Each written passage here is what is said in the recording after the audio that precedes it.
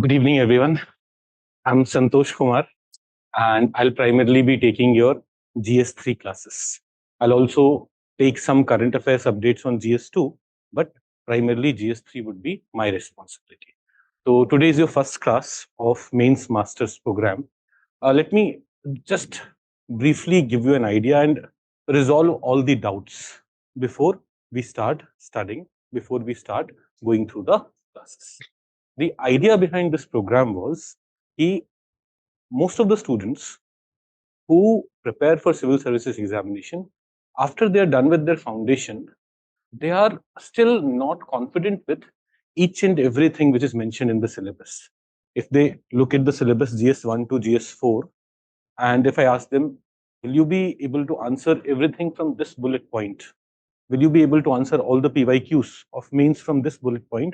They'll be like, nahi, agriculture हमने पढ़ा तो है in foundation, but we haven't studied it from the perspective of each and every point in syllabus being covered, each and every PYQ being covered. And thus, what happens is students, when it comes to mains examination, they keep on studying random stuff. कभी यहाँ से कुछ उठा के पढ़ लिया, कभी वहां से कुछ stuff उठा के पढ़ लिया. Then, when they also spend a lot of time, waste a lot of time in current affairs. I'm myself a current affairs teacher, so waste a lot of time. I say it because unless you exactly know what is important for you, what is not important for you, you cannot study or read current affairs. You have to understand from that entire big article which is there, you just need to include one small line, because everything else you should already know before you are starting to make notes out of taking out content from the current affairs. So the idea behind this program is, on February 8th, which is the last day of this program, all of you should be in a position to, if you have pasted a syllabus in front of you in your rooms, you should be look at the entire thing in the syllabus and say, yeah, I'm done. I know each and everything in it. If you look at any of the PYQs, any of the relevant PYQs, you should be in a position to say, yes, I've written all of them, I can answer all of them, I'm confident. My mains preparation is done. And with this aim in mind, we have launched this program. And whenever we'll teach something, they say today I'm starting with the first section on economy. So economy mein, for mains, I prefer to, like, when I teach for foundation batches, I start with the GDP, GNP, those aspects. But for mains, I prefer to start with agriculture section, because most of the questions that you will get in mains examination would be from it. And the most detailed syllabus in the entire GS 1, 2, 3, 4 is that of agriculture. And thus it is very easy to study. You will see each and everything that they have asked in agriculture is from something which is mentioned in the syllabus. They have not randomly asked anything. And that's why we will first cover it. We will first do that. So first of all, what is the idea? On 8th of Feb, all of you should be in a position to have this confidence ki I'm very well prepared. I've written 300, 400 answers. I have written all the PYQs. I'm in a position to answer anything that has been asked in the past or anything that is given in the syllabus of UPSC Civil Services examination. Fine. Now, what will we be doing in the classes? Because in every class, what I want to do is, they say, first thing that we'll look at is what is the portion of the syllabus that we are covering. So if you'll go to your GS3 syllabus, one of the bullet points or first bullet point of the agriculture section is this one: major crops and cropping pattern in various parts of the country, different types of irrigation system storage, transport and marketing of agriculture produce, issues and related constraints, e-technology in the aid of farmer. This is one of the bullet points. I say agriculture related, there are 3 bullet points. And this gives you around 3 to 4 questions every year only in GS3. Sometimes you'll also get questions from this portion in GS1. Tea kahan pe distribute, how tea cultivation happen, in what condition tea cultivation happen, those kind of questions also get asked sometimes in GS1. So definitely around 3 to 4 questions would be asked from these portions of the syllabus. So what I'll do is, they say, when I'm starting to cover this, this is the portion that I've highlighted. First, we are going to cover major crops, cropping pattern in various parts of the country. we have listed all the PYQs that have been asked from this section since 2013. In 2013, there was a syllabus change in UPSC. So after 2013, all the questions from this portion that has been asked, we'll first analyze them so that we understand what is the most important thing, what is the most important aspect that you should be focusing upon. And while doing these PYQs, we'll also see that we should not be studying random things for our examination. Mains preparation is not difficult because syllabus is so well defined. Mains में ना आपको difficulty होनी चाहिए in studying history because they have not given syllabus in detail. They have just written art and culture में तो they have still mentioned art, architecture, literature. But when it comes to modern India, world history, they have not given any details. तो वहां पे पढ़ना for mains becomes difficult. But for this thing, look at this. They have given syllabus in so much detail and questions have been asked from this only and questions are getting repeated again and again. What is the point of studying random things when there is so much detail given in the syllabus, given in the PYQs only? So in every class, जैसे today I'm covering major crops and cropping pattern. This today will finish half of it, or 70% of it. 30% of it will be done tomorrow, and tomorrow we'll also finish different types of irrigation system storage, this portion, second portion. So in every class, जैसे I have highlighted this is what I'm doing. Once we are done with this portion, you go home and let us focus on what we are doing, because covering everything in the syllabus in 4 months is going to be a difficult task. So we should try to emphasize that we are completely focused. When we are studying for 3 hours, these 3 hours are properly dedicated for our classes, for our answer writing, for our focus on, for our this confidence at the end of January ki yaar, I'm done with mains. Now I have 4 months to prepare for pre and I'll not be worried ki mains mein kya karna hai. Because sometimes in February, March, when we dedicate ourselves completely for preliminary examination, we keep on worrying. Yeah, pre ho bhi gaya to what would be the benefit? I'm not very well prepared for mains. So let us finish our mains preparation. Now, another thing that I briefly want to discuss is what should you people be doing? I'm assuming none of you are part of GS Foundation program, right?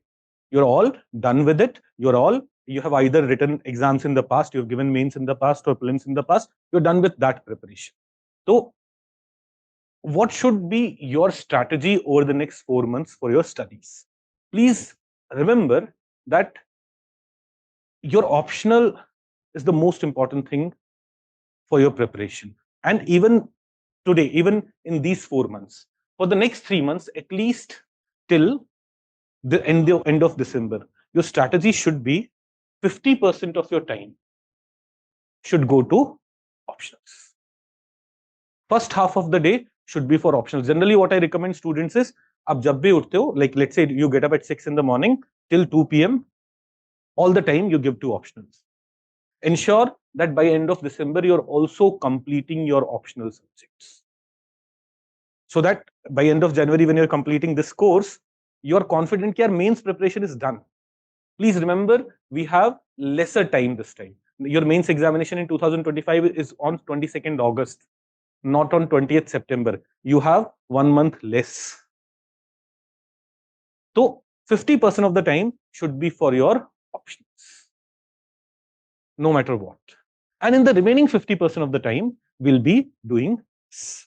Now, here also, what you should do, like in the first class only, you'll understand your coverage will be pretty exhaustive. You'll not have to refer to anything else. So my recommendation would be, before class, they say we are doing cropping pattern today, tomorrow we'll be doing irrigation, you'll get an idea of what is going on. If you already have studied some of these things, revise them before class so that in class, you'll already know a lot of things. If you haven't done anything, don't worry. As I've said, I'll be covering each and everything which is needed for mains examination. I'm not assuming that my students are prepared for mains, but I'll also be pretty fast so that even for those of you who have done most of these things, it would be kind of revision which will be okay. So second half of the day, like let's say after 2 p.m, what you should start doing is you should start revising. First priority for me is whatever we are teaching, you know it, because if you are at least doing that, I'll be confident that my students are prepared for mains by end of February. So in every class in the beginning, today, because it's the first lecture, we haven't taught anything, so we are not writing answers. But in every class, tomorrow when you'll come here at 5 p.m., you'll first see 4 questions on display. In 40-45 minutes, you'll finish those questions. Then I'll come and I'll discuss each and every of those questions, how introduction should have been written, what should be the core idea, or what should be the core idea that should have been discussed there, what should be the conclusion. In this way, we'll have discussions also.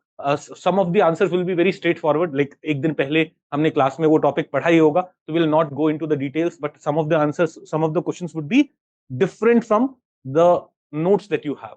There will understand how from our basic understanding we'll be able to answer those questions. So after 2 p.m. every day, what you do is you start revising. क्योंकि सबसे पहले at 5 p.m. what do you have to do? You have to write answers. Revise it so that in the classroom you do not have to open your notes. In the classroom, it's like 4 answers ka test every day. Do that. Then we'll have a discussion on it. Now, what questions would be asked? Dekho, on Monday when I'm teaching you, on Tuesday you'll get questions from anything that we have studied on Monday, the syllabus that we have studied on Monday.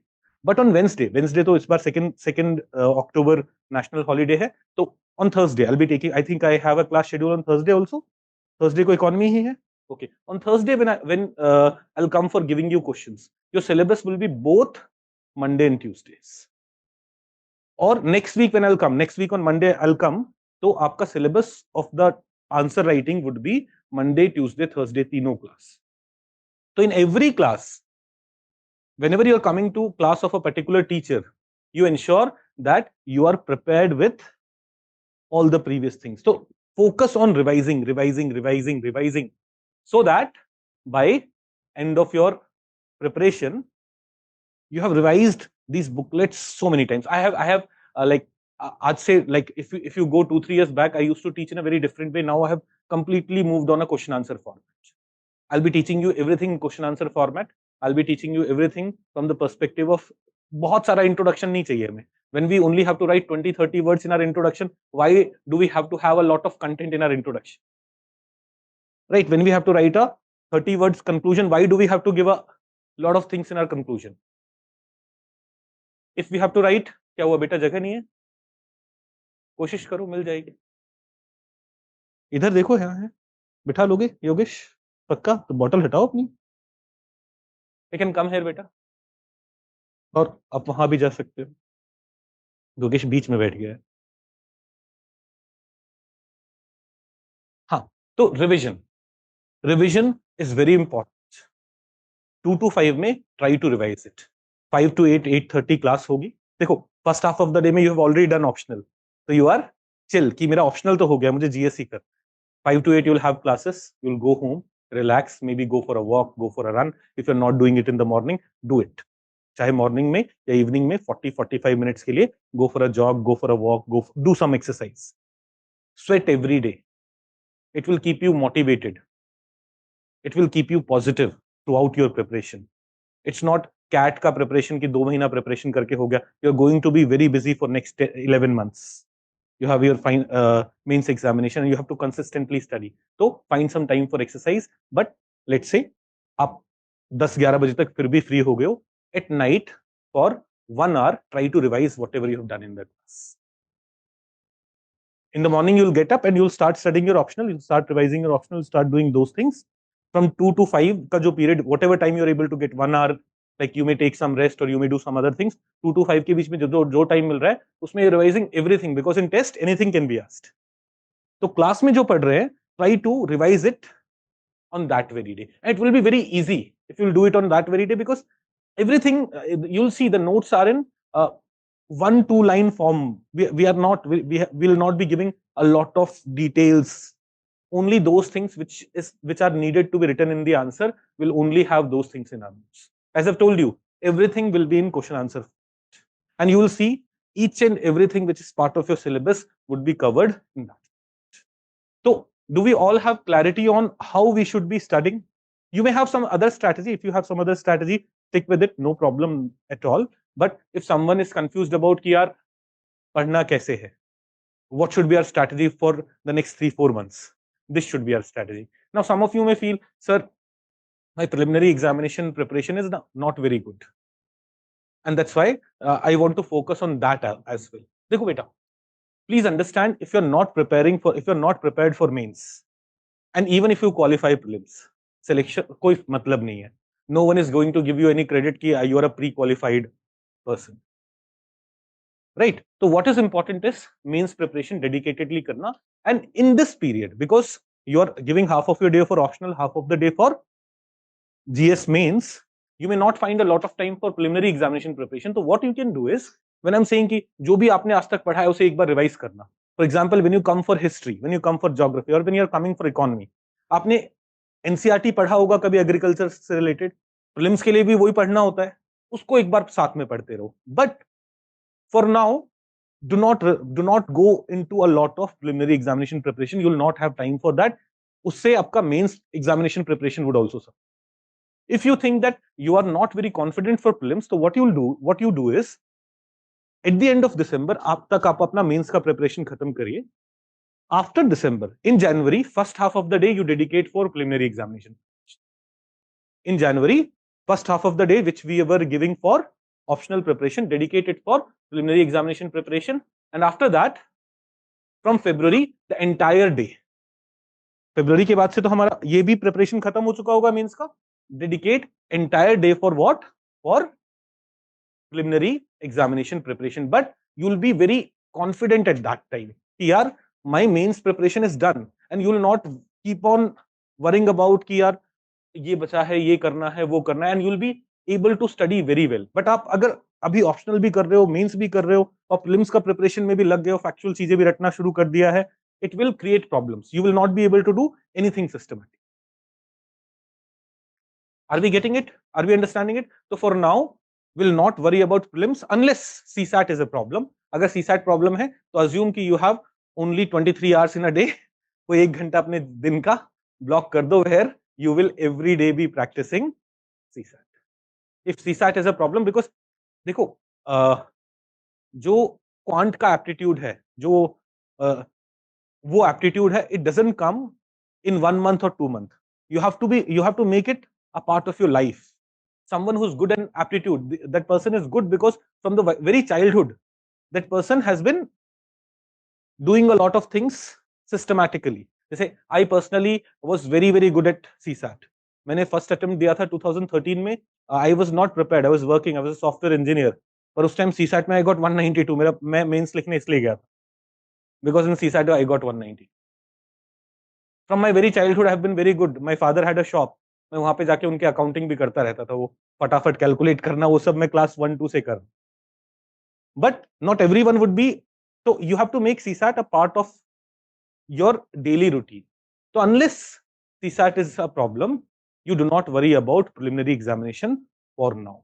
Focus completely on mains, and what should be the strategy? Broadly, I've discussed this. I'm talking about this because students would come individually. Sir, मेरा भी strategy क्या होना चाहिए, कैसे होना चाहिए? तो before starting anything, before doing anything, I just want to jot down a common plan which people can use. Some of you may have your own plan, your own strategy. Stick to it. Now, एक और question which students ask, sir, should we be doing a test series? Should we be doing a test series? देखो बेटा, you're writing 3-4 answers every day. In 110 classes, you'll be at least writing 330 answers, 440 answers. 330 से 440, let's assume 350 answers. 350 answers is equivalent to 17 tests. 17 into 2 is 340. So you'll be writing tests equivalent to 17 tests if you dedicatedly write these answers.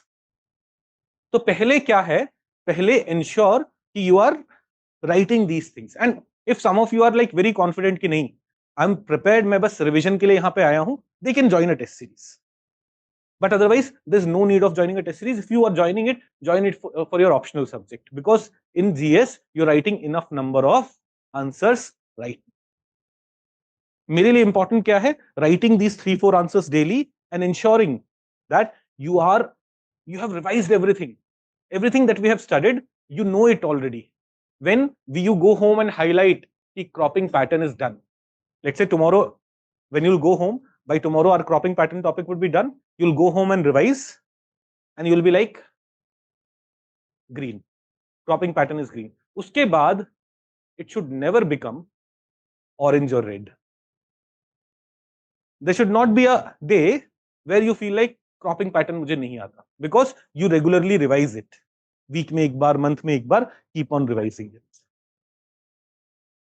Are you getting what I'm trying to say? Only then will you be in a position कि February से सब कुछ side में करके I'll prepare for prelims. I'm done for mains. In mains examination, right on the day of preliminary examination, right after my preliminary examination, I'll join a test series for mains and start writing test series every week, because I'm already prepared for everything. I'm already done. Right. Today I was also planning कि मैं ना अभी हमने एक MMP program run किया था prelims और mains के बीच. It was just a 70-day program because there was less time. So I was planning कि मैं यहाँ पे ना अपने क्लास के स्क्रीनशॉट एंड इस साल के क्वेश्चन पेपर वो भी करूंगा, बट बिकॉज आई रियलाइज कि यहाँ पे ऑलरेडी इंट्रोडक्टरी सेशन में a lot of time would go, I won't do that today, I will do it tomorrow, where what we taught in class and what was the question. It will give you that confidence कि syllabus systematically complete करना is the most important part of your preparation, rather than हम ना we keep on running behind value addition, ये fact, ये data, ये current affairs. Students tend to read current affairs more than the syllabus, and that's why they suffer. Most of these current affairs magazines are useless, made by students who do not have a lot of experience of the examination. On this year, on 4th of September, my course got completed. जो हमारा mains का programme था MMP, it got completed on 4th of September. A plan was 1st September, but we completed it on 4th of September. A student came to me on 4th of September, a very nice, sincere student. बोला, sir, you did not teach us steel industry. I was like, why should I teach you steel industry? Where is it mentioned in the syllabus? GST syllabus में कहीं है? तो नहीं. PYQ में कभी आया है? नहीं. किसी और इंडस्ट्री के बारे में जीएसटी में पूछा है other than food processing industry ever? नहीं. Why are you studying it? Sir, this ये annual summary of current affairs have covered it in detail. मैंने कहा भाई, someone who has not analyzed the syllabus have made it, and 50% of the content there is something that doesn't have to be studied for mains examination. फिर भी mains 365 के नाम पे आता है और सब बच्चे पागलों की तरह उसे पढ़ रहे हो. नहीं करना है. और इसके लिए ना, you will not make this mistake when you have syllabus on tips, you have PYQs on tips, you will exactly understand what has to be taken from there. I'm not saying कि वो completely useless है. 50% of the चीजें syllabus वाली हैं. But अगर आपका syllabus पूरा covered है, just by reading newspaper and taking one line out of, जैसे food processing industry पे कोई article आया, you will already be prepared with food processing industry. You will see, you will just need to take one line out and add it where? In your notes only, rather than reading something new altogether. So you would not be needing to do all those things once your syllabus is completely properly done. Okay, any questions that you have, any doubts that you have before I start going through the classes? Anyone? नहीं? You have something? No. Dictation क्यों करेंगे? देखो, UPSC is about answer writing. We'll be writing answers every day. And dictation will take a lot of time. मैं जितना आपको पहले से printed notes देके पढ़ा सकता हूं, उसका 1/4 I'll teach if I have to dictate. Foundation batches में आपने डिक्टेशन लिया ही है ना, फिर रियलाइज किया सिलेबस पूरा हुआ ही नहीं. After studying for 1 year, in half of the class teachers kept on dictating, you did not complete syllabus. आज हम क्रॉपिंग पैटर्न में आज और कल में जितना पढ़ेंगे, मैं आपको गारंटी दे रहा हूं अपने अपने फाउंडेशन बैचेस में नहीं पढ़ा है. In spite of the fact that all those things had to be studied based on what is the syllabus and what has been asked in the examination in the past. तो dictation नहीं, notes crisp concise form में we are giving, you focus on writing answers, revising writing answers, revising writing answers, revising writing answers. Yes, it will be discussed in the class. Evaluation नहीं. देखो, we tried to make this program as affordable as possible. The moment इसमें ना evaluation वाला component आता, तो 16 test के, मैंने बोला 16 टेस्ट के बराबर हो जा रहा है. एक टेस्ट के evaluation का we pay around 700 rupees. 16 test का इवैल्यूएशन इज 16 into 7, 11,000 rupees. सिर्फ उसके इवैल्यूएशन का जाता. So initially the program that we had planned, MMP, was a 30,000 rupee program, which also included test and did not include this daily answer, daily answer. But then it would have become unaffordable for lots of students, and that's why we removed that component of evaluation and test series wala. For students who are in advanced phase of their preparation and if they want to join, we have a test series which is in sync with MM. जैसे अभी आपका syllabus complete हो रहा है वैसे ही उस test series का plan भी है. And but that test series is extended till your mains examination. That portion is also there. So you may join that, but I'm not recommending. I'm not selling that program here. Okay, so here we'll discuss each and every question. Now you will say कि sir, then how would I know कि मैं अच्छा answer लिख रहा हूँ कि नहीं? एक, you can come to me. है ना? Whenever I have time, I'll go through it. But that's not part of the program. तो ना मुझे टाइम नहीं मिलता है तो आप आके मुझसे लड़ाई नहीं करोगे. First, second, please understand. Whenever you're writing test series, who's evaluating your paper? Many a times, a person who is less qualified than you is evaluating you. कई बार ऐसा होता है जो बच्चा प्री क्वालिफाई नहीं किया है वो आपका even after preliminary examination, if you are writing mains examination, आपका पेपर जनरली कौन इवैल्यूएट कर रहा होगा? जिस बच्चे का प्री नहीं हुआ है तो उसके पास समय है. Think of institutions जहां पे thousands of students are writing mains. Is it really possible for it's not possible for me to evaluate papers. I have so much of workload. So generally, so rather than depending on that person's evaluation, teacher के साथ discuss करो, खुद से समझो, और फिर भी test series join करना है तो there is a separate test series test program for that. Okay, anything else? नहीं, let me take this online doubts.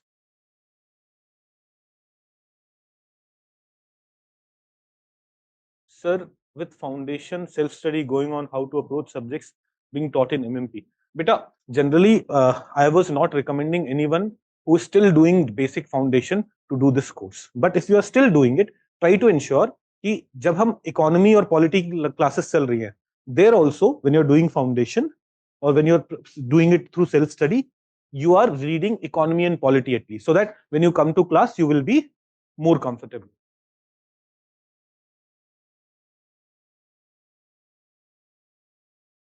Should we evaluate our answers as per directive given by you? हाँ, आप सुनोगे ना, आप समझोगे.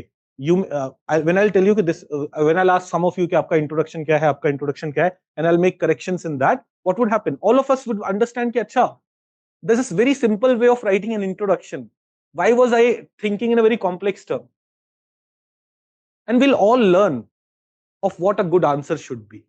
We'll talk about it. So in every class, जब आप 3-4 answer पे डिस्कशन सुन रहे होगे, you'll yourself feel like I'm able to write good answers.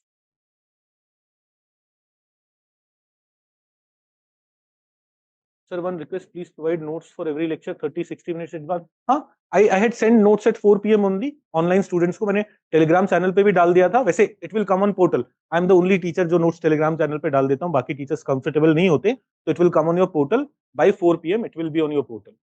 1 घंटा पहले ही आ जाता है online students के लिए. Offline students, so when you will enter the classroom at that time before we start studying, you will have printed notes in front of you. Sir, the video and audio are not in sync. Please correct if possible. अच्छा, अभी भी ऐसा है क्या? Are video and audio not in sync? Please एक बार बच्चों confirm कर दो.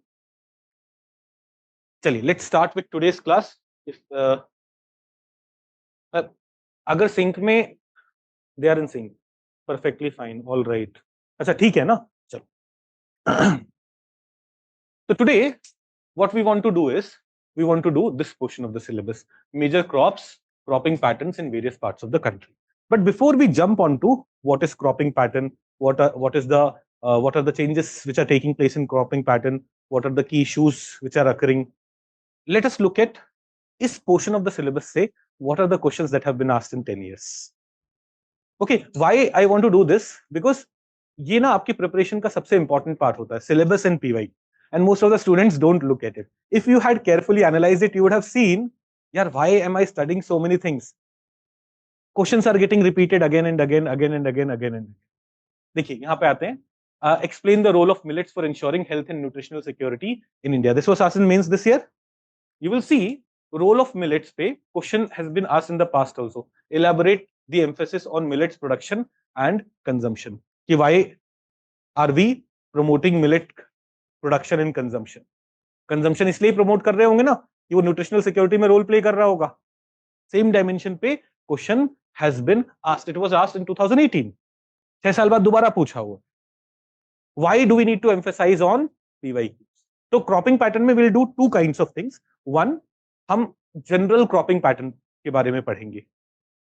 उसमें will understand different types of cropping pattern, different issues in cropping pattern, wheat rice system and how it is creating issue. And then will also study about individual crops which are important, जैसे millets, pulses, oil seeds, tea, coffee, rice. These are some important crops. इनके individual cropping patterns के बारे में पढ़ेंगे. तो today we are dealing with general issues with cropping pattern. Tomorrow we'll deal with individual crops.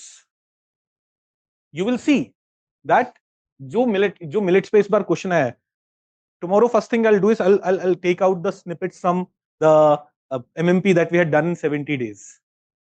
You will see वो ditto वैसे हमने करा हुआ है एक हेडिंग के अंदर कि वो न्यूट्रिशनल सिक्योरिटी कैसे इंश्योर करता है. We have clearly discussed it in your notes also. It would be there, but एक ये होता है ना कि एग्जाम में आने के बाद नोट्स में नहीं, फिर क्या फायदा. It should be, I should have covered it in class. there we had only 70 classes. Here we have 110 classes. You can understand the coverage here would be much better. Okay, so coming back to what was the question? Explain the role of millets. We just saw that question has been asked in the past also. Millets पे focus रहा है 2018 में. They had asked a similar question. Second part of the question was that. Explain the changes in cropping pattern. Is cropping pattern mentioned in the syllabus? अगर हम syllabus complete करेंगे तो cropping pattern क्या होता है? How it is changing over the years? Will we be studying that? Should we be studying that? We should be studying that. Would it have helped us complete this question properly? Yes. What is integrated farming system? How is it helpful to small and marginal farmers in India? Ab, when we are studying cropping pattern, we also study what is integrated farming, what is vertical farming, what is organic farming. ये जो special type of farming है ना, ये सब पढ़ते हैं.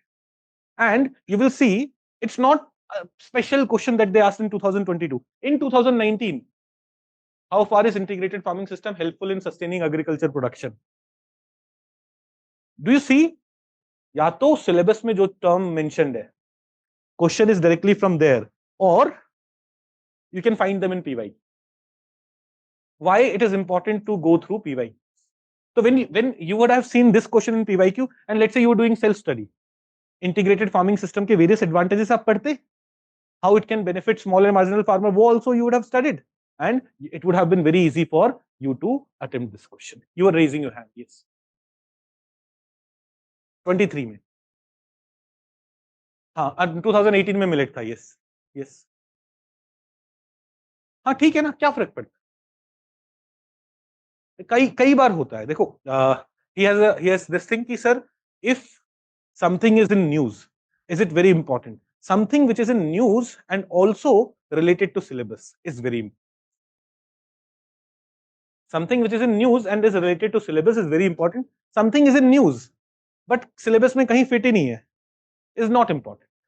भारतीय न्याय संहिता पे जबरदस्ती बहुत कुछ पढ़ के नहीं जाना, because it doesn't fit a lot in syllabus. Broad idea रखेंगे so that if a question is asked, we'll be able to do it. But lateral entry in civil services, in civil services, आपके GS2 के syllabus में role of civil services है, तो civil services के reforms के बारे में बात होंगी. Internal reforms what are needed, external reforms what are being done. So lateral entry in civil services is way more important. You should have like a perfect answer prepared कि अगर lateral entry in civil services पे question आएगा, मैं जाके लिखने, I'll get 6 out of 10, 7 out of 10.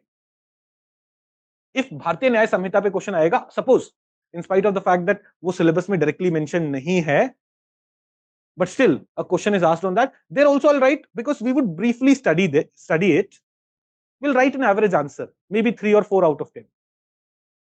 But something which is there in syllabus, we should be writing excellent, ekdam, like very good introduction, very good conclusion, all the dimensions which, and we should have practiced it so many times.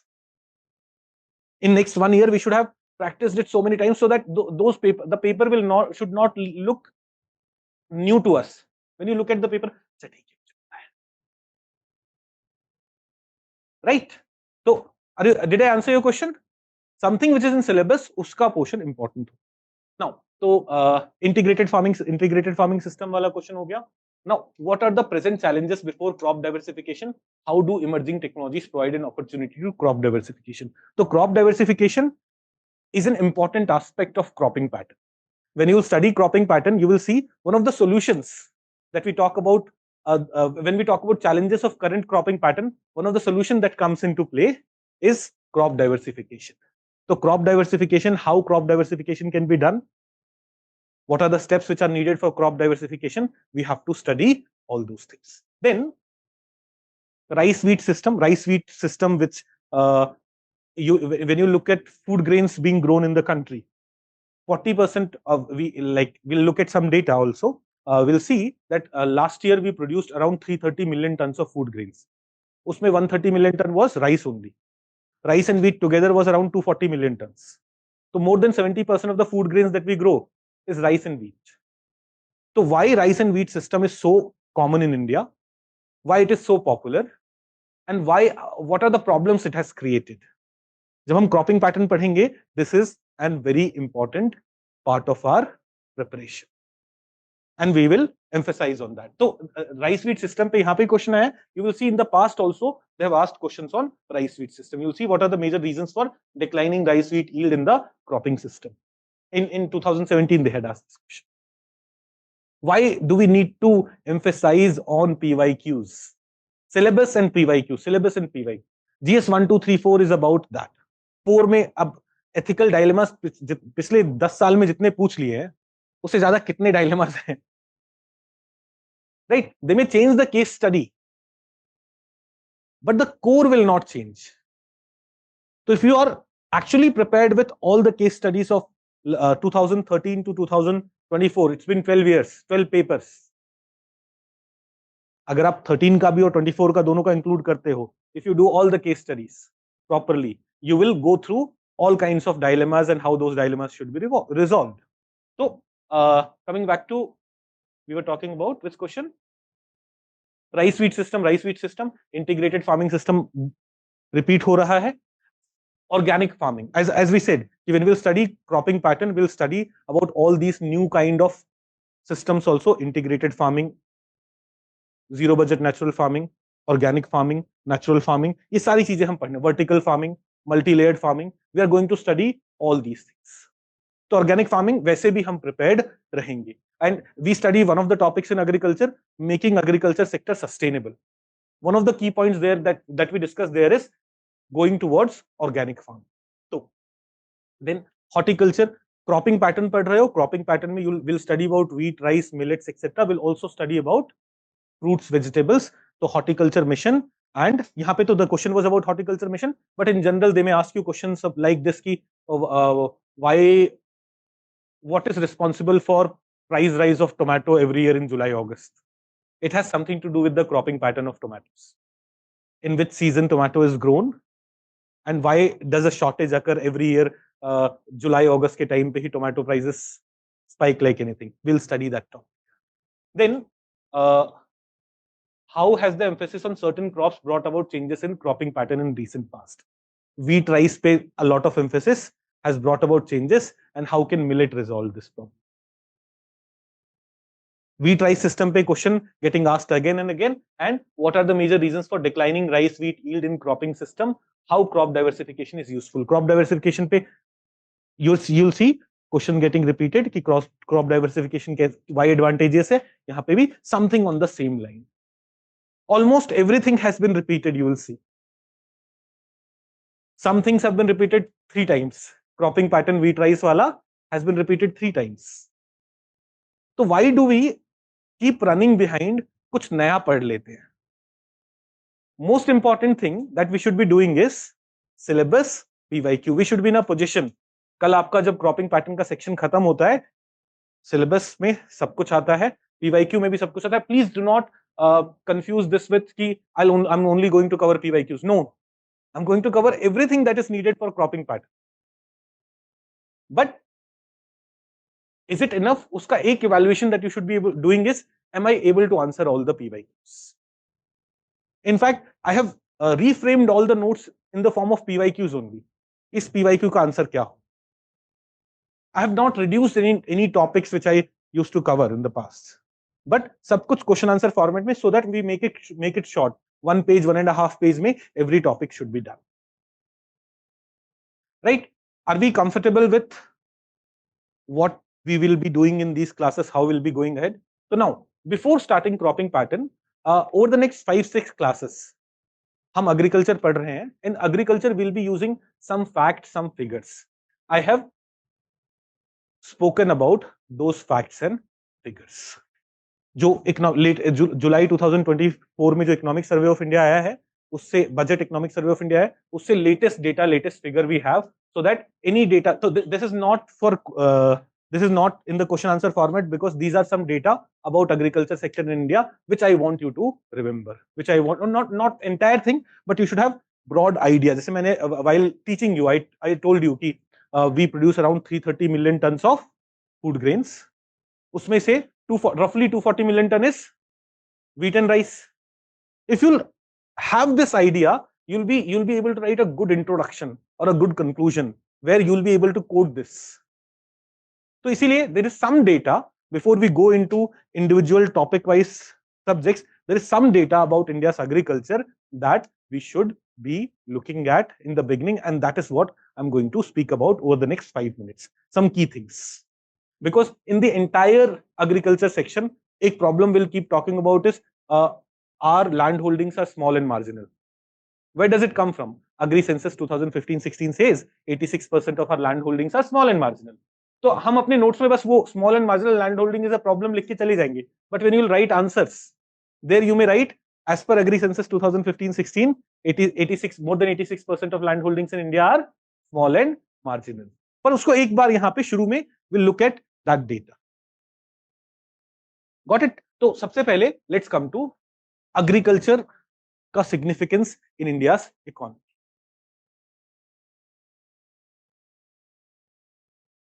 Satyam is asking, sir, how to deal with new questions when integrated farming was first asked in 2019. Beta, as I told you, we are not only covering PYQs, है ना? अभी तक इन्होंने vertical farming नहीं पूछा है, पर हम वो भी पढ़ रहे हैं ना. So anything important, we are studying it anyways. But emphasis is on PYQ because we see those things getting repeated.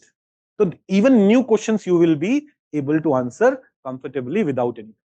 Okay, let's come to this thing. Agriculture sector, agriculture allied sector, its contribution in India's GDP. We will keep using this data in various parts of our agriculture preparation. 18.2% of India's GDP is contributed by agriculture and allied activities. It's not just, please understand, by agriculture I do not mean जो हम crops grow कर रहे हैं. Agriculture allied activities include crops जो हम grow कर रहे हैं, animal husbandry, fishery, agroforestry, all those things are included. So what is its share? Its share in India's economy, as per the latest data that we have, it's 18.2% of the GDP. Please understand, at the time of independence, its share was more than 50%, and it employed 2/3 of the country's population, or it provided livelihood for 2/3 of the country's population, which has now come to 42.3%. अभी कुछ साल पहले तक हम पढ़ते थे more than 50% of India's population is dependent on agriculture. This is as per latest economic survey of India. 42.3% of country's population livelihood support comes from agriculture sector. Then growth. Over the last 5 years, growth has been 4.18%. But in FY24, that is 23-24, जो latest data जिस साल का है, their growth has been slightly lesser, only 1.4%. It has been primarily because of poor monsoon last year. So generally, growth has been good. Generally, growth has been around 4% in agriculture sector, but last year specifically, growth has been slightly lesser. Now, share of various subsectors within agriculture allied sector. देखो पहले look at FY23 data. Here crops are contributing 55%. So of the 18% of the GDP to which agriculture contributes, around 10% would be 18% का 55% निकालोगे, around 10% would be crops. Livestock 55% is crop, livestock is 30%.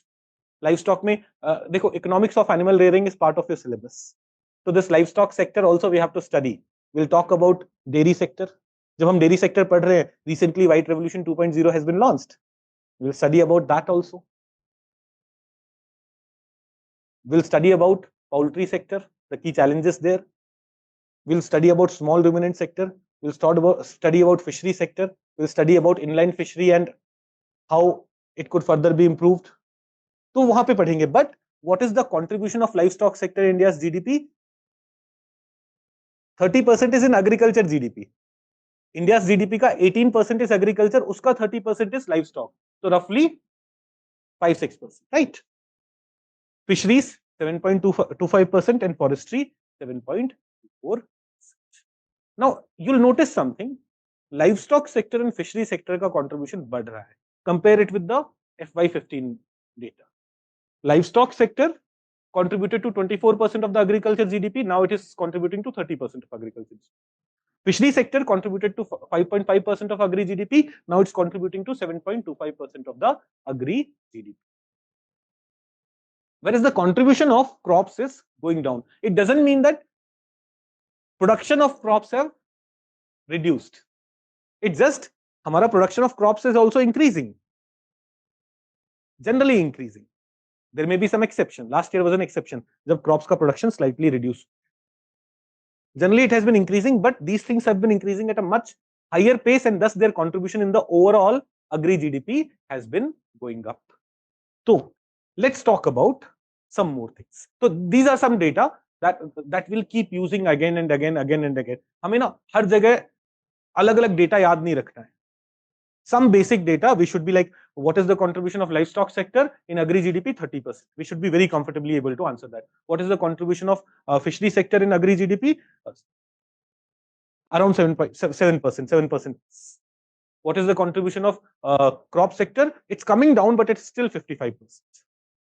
ये कुछ data should always be on our tips when we talk about India's agriculture.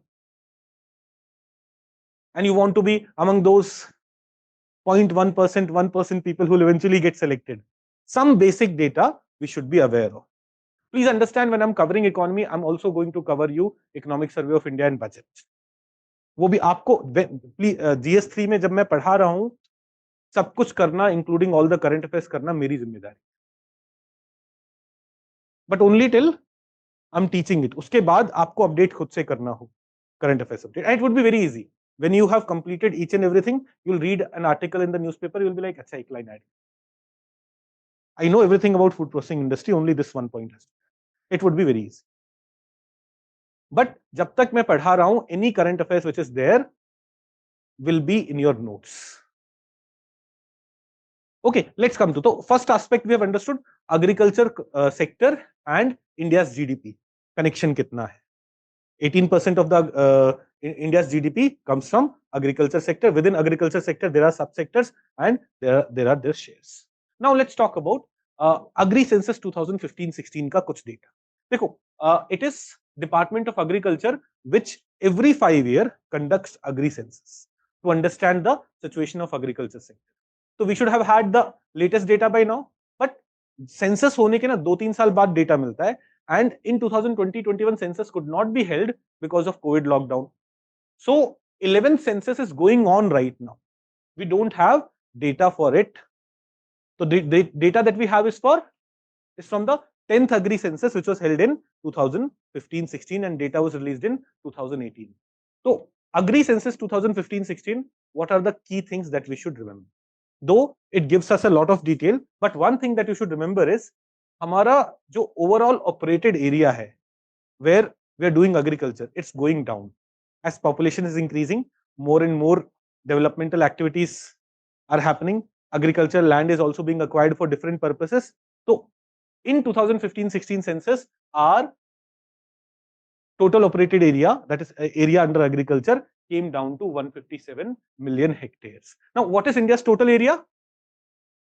3.28 million square kilometer, है ना? 3.28 million square kilometer. अब kilometre square को आप hectare में convert करोगे, it will become 328 million hectares. So India's total area is 328 million hectares. Million hectares.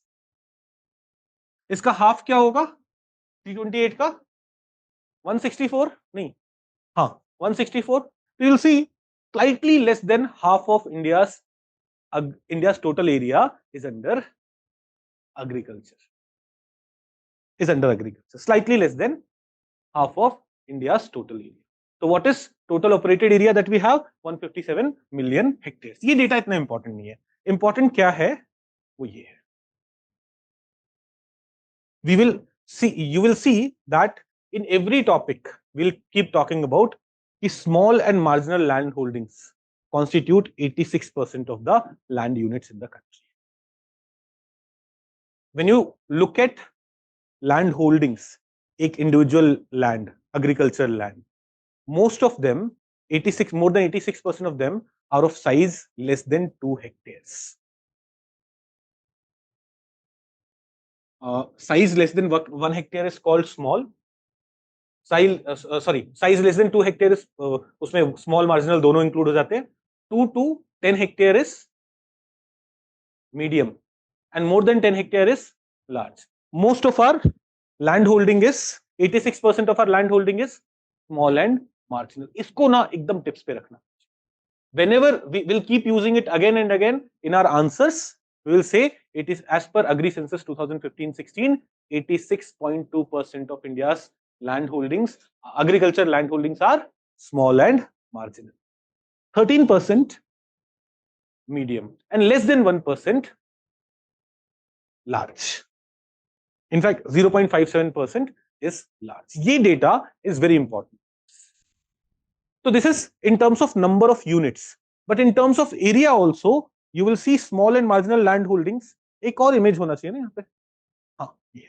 Small and marginal land holdings contribute 47% of the total area under cultivation. Do we understand this logic? छोटे-छोटे units है तो number of units 86% है, but in terms of area, it is only 47%, but still very high. Okay, so we will keep using this thing again and again in our answers throughout our next 3-4 classes. And not only here, you'll use it while writing your essays, while writing anything. Whenever you will talk about India's agriculture, you will say ki yaar, one major problem that we are facing is our land holdings are becoming fragmented, they are becoming smaller and smaller. So small and marginal land holding are a major issue. You will see that अब जो census का data आएगा ना, उसमें small and marginal land holdings will increase further. वो 86.2% से भी ज्यादा हो जाएंगे, because in the last 10 years we have not seen efforts towards land consolidation. We'll talk more about land consolidation and other such initiatives in land reforms. Land reform is also a section which is mentioned in your syllabus. Now, general problems. Before we go to individual topics, cropping pattern and all, Economic Survey of India was talking about some key problems that India's agriculture sector is facing. We will talk about these problems in more details in the coming section, but briefly, बात करते हैं what are the major issues that India's agriculture sector faces. First is small and marginal land holding. More than 86% of our land holdings are small and marginal, and this hinders investment. Why would it hinder investment? When I have a very small land holding, chances that I'll buy machines, chances that I'll buy tractors, chances that I'll go for precision agriculture, chances that I'll innovate is much lesser. Whereas when I have a very large land holding, मैं एक छोटे से area पे कुछ innovation करूंगा, if I find it to be good, I will expand it on the overall land. Plus, if the land holding is large, I'll have a lot of money too. I'll be a rich farmer. Chances of investment would be higher. Okay, insufficient access to quality inputs. We will study about input. We will see that quality of seeds, quality of fertilizers, all these things are creating major issues in India's agriculture sector. Fertilizer subsidy issues, all those things we have to cover in the coming classes. But briefly, India's agriculture sector is suffering because of small and marginal land holding, because the input quality is poor. अब यहाँ पे तो we have just written example of seeds and fertilizers. but it also comes in terms of the machinery that we are using, the human resource, whether we are able to skill the new generation in the right methods of agriculture. Water, irrigation facilities, another issue. Yeah, water is also one of the inputs. High dependency on monsoon, insufficient and inefficient irrigation system, both the things. One, we are dependent on monsoon. We will study, when we will come to irrigation, we'll see that around 50% of India's agriculture is dependent on monsoon. That's one issue. If monsoon goes wrong, last year monsoon was not well, our agri production came down. Second is the problem of inefficiency. Most of our agriculture happens using flood irrigation. Our fields, our crops do not need that much water, but we are using that method rather than using micro irrigations or other mechanisms. It leads to inefficient utilization. Then one more problem that Economic Survey of India is emphasizing on is the productivity. Poor productivity or low productivity in India's agriculture sector. This image I've taken from Economic Survey of India, the latest Economic Survey of India. It is comparing productivity, average productivity of India with the world's highest. So जिस country में highest productivity of a particular crop, you will see maize. India में productivity is somewhere around more than 3,000 kilogram per hectare, whereas globally जो highest productivity वाले country, there the productivity can be more than 10,000. Generally it would be US. In case of maize, it would be US. Or for that matter, if you'll come to groundnut or tur dal or pigeon pea, soybean, sunflower, in everything our productivity is very low. So this is another challenge. And यहाँ पे भी नहीं, सिर्फ यहाँ नहीं. When you will see that it's not only in the crop sector. When we'll study dairy sector, the first problem that we'll talk about is, देखो, India is the largest producer of milk. India is the largest consumer of the milk. India has the highest number of milk animals which give milk. But India's milk production, in terms of productivity, every milk producing animal on an average gives 1600 kg of milk in a year in India. Global average is 2400. US में it's 10,000 kgs. तो US में एक गाय on an average India के गाय से 5-6 times ज्यादा milk दे रही है. Globally also, like we are only 2/3 of the global average.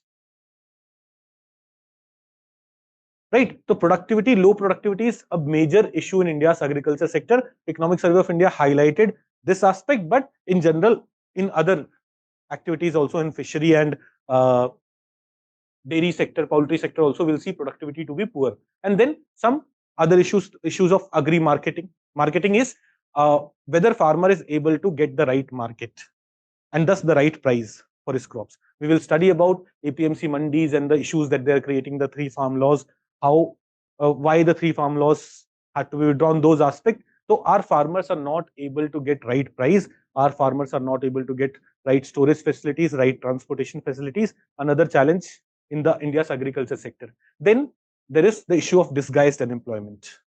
What is disguised unemployment? My father was a farmer. He was working on the field. I grew up. I also joined him. While my father alone was able to produce in the 1 hectare of land, I joined him. So marginal increase in productivity is not there. एक और person employed तो हो गया. मैं बोल रहा हूँ कि हाँ मैं farmer हूँ, मेरे पास काम है. But output has not increased because this is disguised unemployment. Right? Then volatility in income for farmers. Because the price of food grains fluctuates so much, their income is also very fluctuating. The coverage of insurance is very less. So sometimes when crops get destroyed, farmers' incomes get drastically affected. Then poor land leasing and contract farming penetration. Land reform में हम इस topic को और detail में पढ़ेंगे, but you will see that India में land leasing, formal land leasing is almost absent. You must have seen the situation of sharecropping, but sharecropping is never done on papers properly. This creates problems. It creates problem because the sharecropper cannot go to bank and say, see, I'm a farmer, I'm doing work on sharecropping, give me loan, which is available for agriculture sector. He cannot get all the benefits because it's not done formally. Why is it not done formally? Because land leasing laws in India are very strict. They say that अगर कोई sharecropper आपके field पे cropping कर रहा है for a particular period of time, he has the right to buy that land. We needed to do all these things at the time of independence when land reforms, land redistribution had to happen. That is not needed right. So we will study about this in a lot of detail in our land reform section. Then sustainability concerns like water table is declining, pollution is increasing, climate change is negatively impacting the productivity. We also have to discuss these things in more details with a lot of data. But please understand, I have to discuss each and every of these problems as an individual question answer separately. Here I'm just summarizing what was there in the introductory pages of Economic Survey of India, because I do not want you people to go through Economic Survey of India. उसमें जो भी relevant चीज होगी ना, it is there in your notes. It will be there in your notes. Your main source of study would be these classes. Fine. Let's now ये interventions को हम detail में पढ़ेंगे अलग-अलग. Let's now come to agri production. Last set of data before we jump on to topics that we have to study. How much food grains are we producing? Let's come to another set of data. Roughly ये पूरा data ना exactly याद नहीं रखना है, and ये आपको prelims में भी कई बार useful रहेगा. Though I am not interested in teaching you anything related to preliminary examination, I want to use some of this data in our mains answers. That's why I am briefly covering it. But sometimes वो ना prelims में एक statement दे देते हैं कि rice is the most grown food crop in the country. So when you will know this data, you will be able to answer कि yes, that's true. सबसे ज़्यादा हम rice grow करते हैं. So those kind of questions could be answered with more confidence in preliminary examination also. But here we are studying it from the perspective of means. क्या क्या चीजें देखनी है? देखो, इंडिया का food grain production is 329.7 million tons in 2022-23. 2022-23, not 23-24. 23-24 में slightly reduce होगा. You will come here, you will see 23-24 में it slightly reduced to 328.8 million.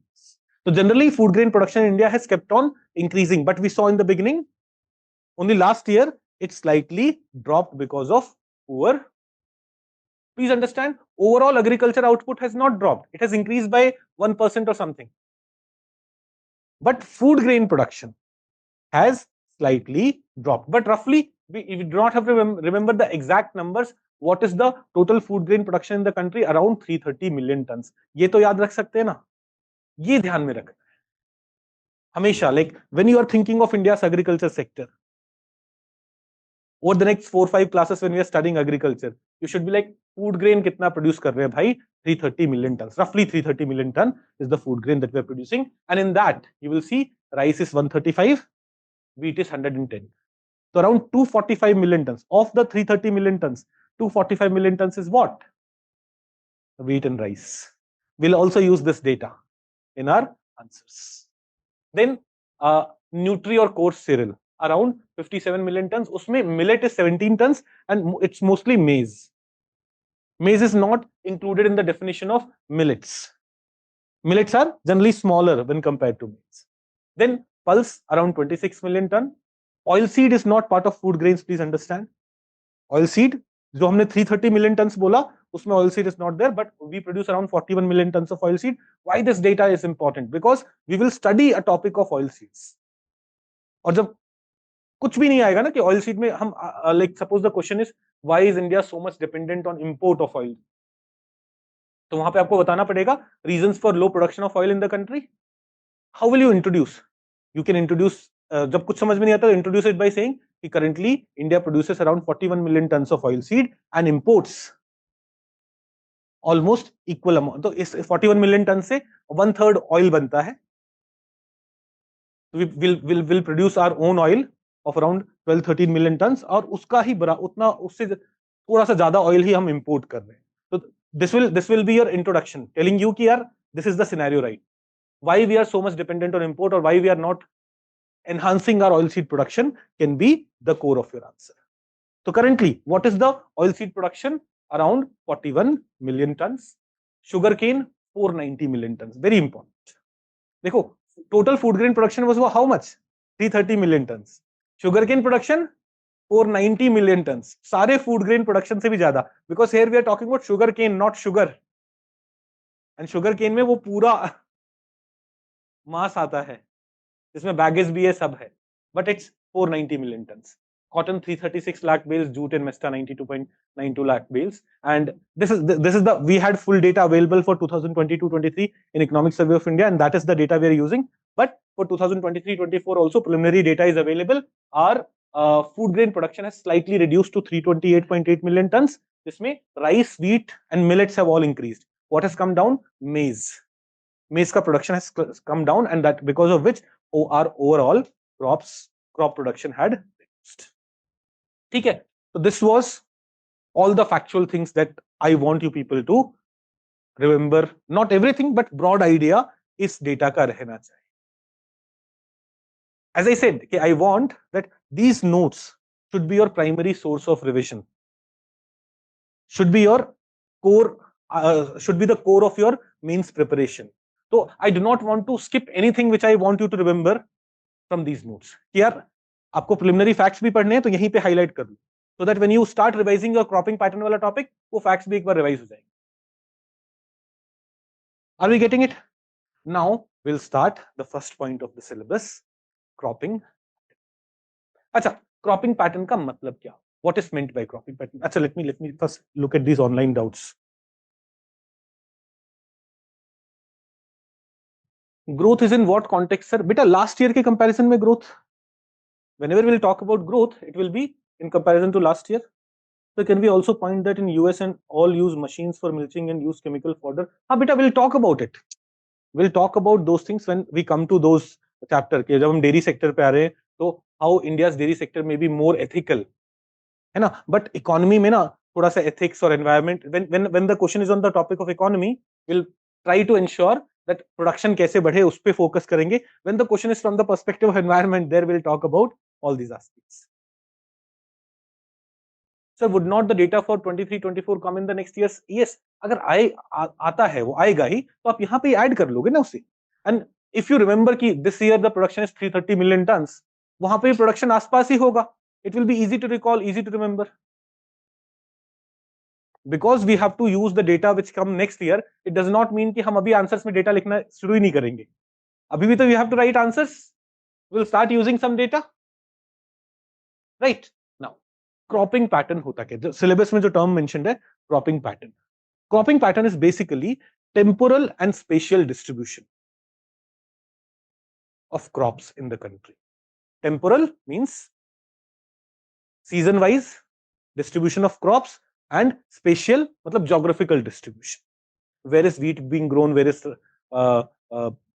millet being grown, where is pulse being grown, that geographical distribution. So in which season which crop grows, and in which geographical region, in which kind of environment and ecology other crop grows. Uska pattern is cropping pattern. And this cropping pattern, did we understand? So अगर हमें cropping pattern को define करना होगा, cropping pattern refers to temporal and spatial distribution of crops being grown in the country in simple terms. This is what cropping pattern means. So they may also ask you this kind of question. Discuss the cropping pattern of rice in the country. How is it creating problems? Individual crop का जैसे उन्होंने in GS1 they have asked questions like this for tea. Tea कहाँ पे उगता है, किस condition में उगता है? Those kind of questions have been asked. So they may ask you this for rice also, they may ask you this for wheat also, but हम सारा रट के पढ़ के नहीं जाते because ROI भी देखना होगा. But rice के लिए we'll definitely study. What is the cropping pattern of rice? What is the climatic condition required? Where is it grown in the country? Which are the places where it is grown like in 2-3 seasons? जैसे हम अगर पंजाब हरियाणा में जाएंगे, rice is only grown during Kharif season. But if we'll go to Tamil Nadu, it gets rainfall during southwest monsoon as well as during northeast monsoon. वहां पे 2 बार rice cultivate हो सकता है. वेस्ट बंगाल में 3 बार राइस कल्टीवेट हो जाता है. तो briefly will talk about that. But first cropping pattern, एक सिंपल डेफिनेशन देखो. when we'll start writing answers, we'll see that there are 3 general ways that we'll remember for writing introduction. One is definition. We should be able to define any term mentioned in the syllabus in very simple language. So cropping pattern refers to spatial and temporal distribution of crops within the country. A simple definition. Right? We'll also, tomorrow when we'll write answer, we'll also talk about in what situation what kind of introduction is good. आप definition based introduction या context based introduction या data based introduction किस time पे दोगे? We'll talk about that. Fine. Now, what are the factors which determine cropping pattern? Most important is ecological setting. If you're receiving a lot of rainfall, only then, or if you're receiving a lot of water, only then will you be able to grow rice. Wheat can be grown in cooler climate. You'll not be able to grow wheat in hot and humid conditions. Right? So one thing that plays a role here is the agroecological setting. Then socioeconomic factors also play a role. If your land size is very small, if farmers are not rich, farmers are poor, they will grow those crops which they need for their food purpose. Whereas in places where farmers are very well off, they'll be able to grow commercial crops also. You will see farmers in Haryana, they are moving away to horticulture crops.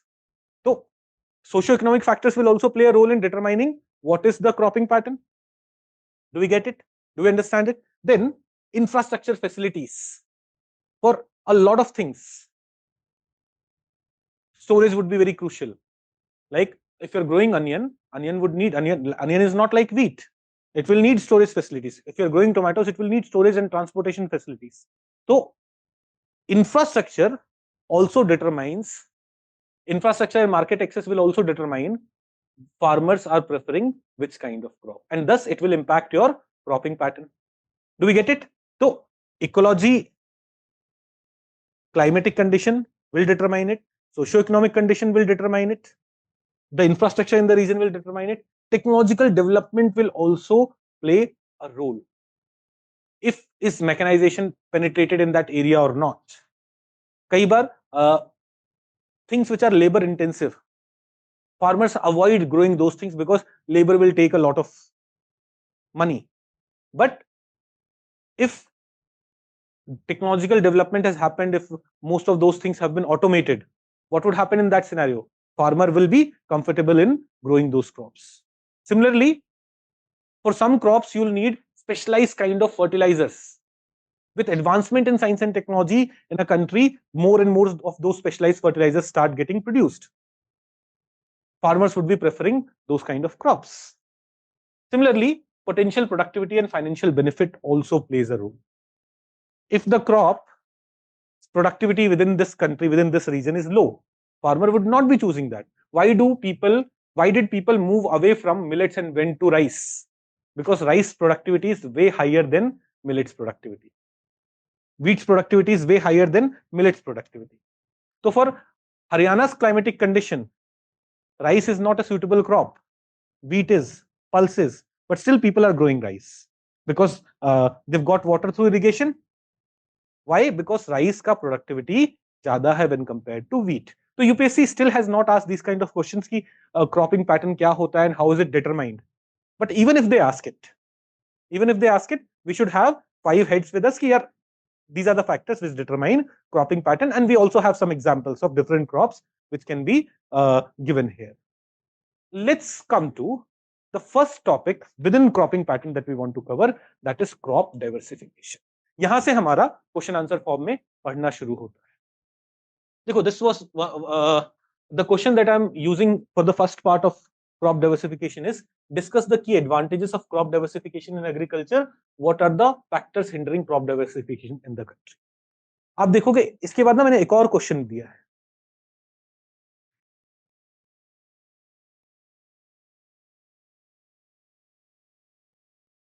What are the present challenges before crop diversification?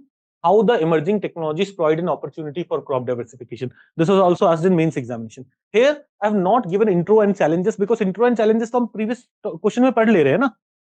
Here we are just talking about how emerging technologies can help us promote diversification more. So, notes would not be repetitive. Notes में सिर्फ limited content रहेगा, but it will also be good enough. Everything and anything that you need for studying the topic of crop diversification would be there. You'll be able to answer all the PYQs and you'll be in a position कि कुछ और भी question आएगा diversification पे, so we will be able to answer. Let us start with the first topic.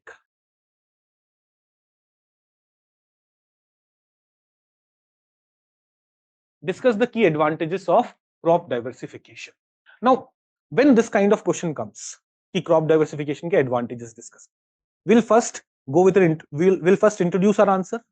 Now, I told you कि in general, we'll study many different types of introduction, but in general, ये तीन principles याद रखें.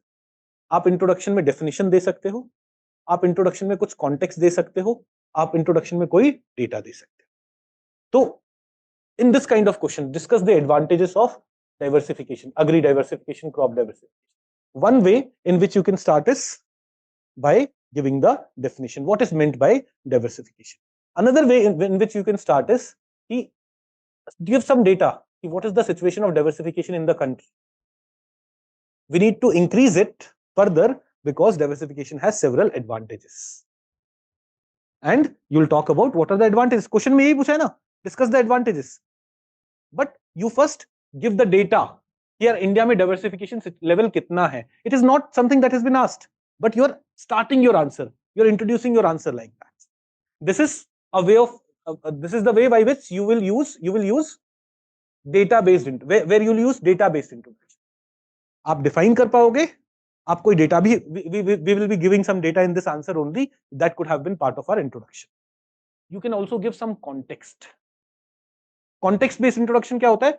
कोई recent current affairs, कोई recent scheme launched को refer कर सकते हो. Recently Prime Minister Modi announced XYZ scheme. अभी recent कोई scheme आया नहीं है, but अगर होता तो they announced the scheme to promote crop diversification in the country. It has been done because crop diversification has several advantages.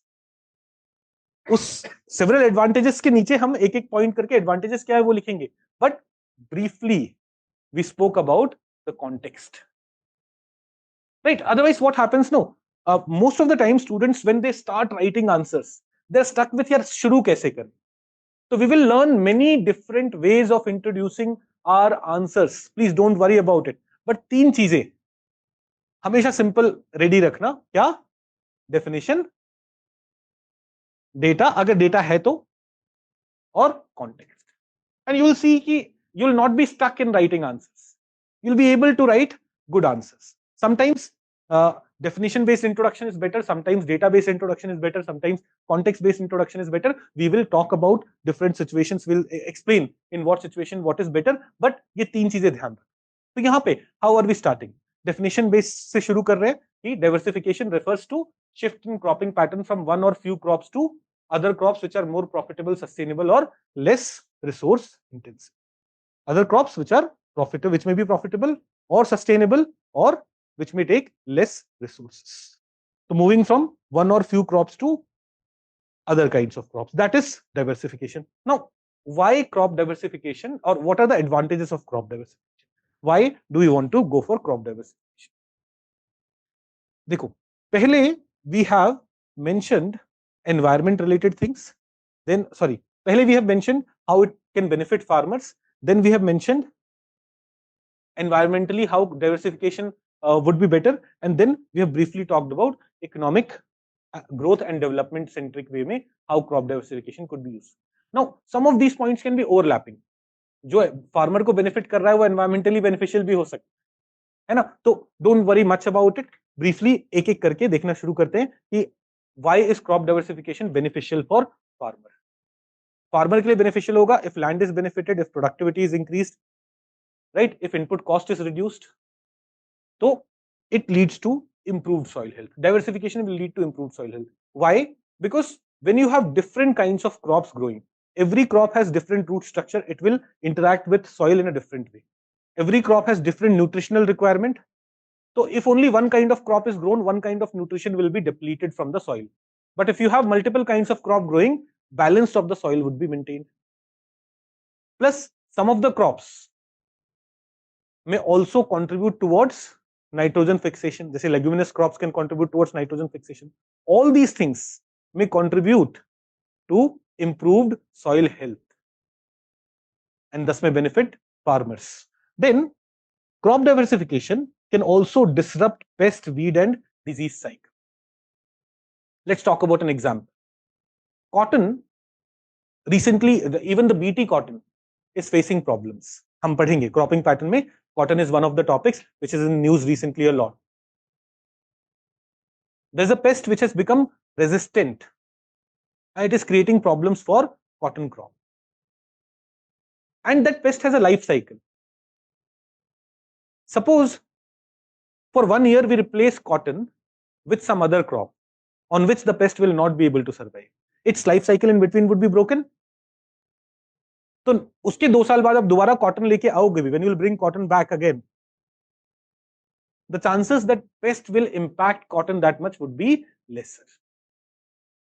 So crop diversification may also lead to disruption of pest, weed and disease cycle. Did we understand? It can improve soil health, it can disrupt this. Then monoculture has created many challenges. Monoculture is like growing the same kind of crop again and again. For example, if you go to Haryana and Rajasthan, you will see water table is going down. That's one problem. Land degradation is taking place. Salination is increasing. It's because same kind of crop is grown again and again and excess use of resources are there. If we can replace the crop with diverse kind of crops, if we can replace the rice with millet or pulse, they'll use less water, they'll use less nutrients. Rice, हम rice का cropping pattern पढ़ेंगे, we'll understand that rice is a nutrition intensive crop. It takes up a lot of nitrogen and thus a lot of fertilizer is needed. So these problems could be resolved by diversification. तो third point क्या है कि monoculture की जो common problems हम suffer कर रहे हैं, that can be resolved by crop diversification. Then it is resilient to climate change too. Diversification can make our agriculture sector resilient to climate change. How? See, rice is dependent on rainfall a lot or water a lot. So with climate change, water availability may get affected. Millets can survive in drier conditions. So if we can diversify, if we can start growing millets in those regions, millet is more resilient to climate change when compared to this. And agar we have resilient agriculture, is it benefiting farmers? Yes, farmers' income would be stable. Then, because of diverse crops, one crop may get affected. Some farmers may get affected, but not all of them are going to get affected. So it reduces the overall risk that farmers face, right? Everyone is growing cotton. Cotton gets affected by pest, everyone suffers. But if there are diverse kind of crops, same farmer on 3 different land that he may have is growing 3 different things, can reduce the risk that the farmer faces because of the volatility in prices, volatility in production or other external problems. And then increase income for farmers. अगर आपका soil quality अच्छा हो रहा है, अगर आपका risk reduce हो रहा है, all these things will eventually contribute to increased income. So these things, crop diversification, what are the advantages of crop diversification? एक तो farmers को how crop diversification is benefiting.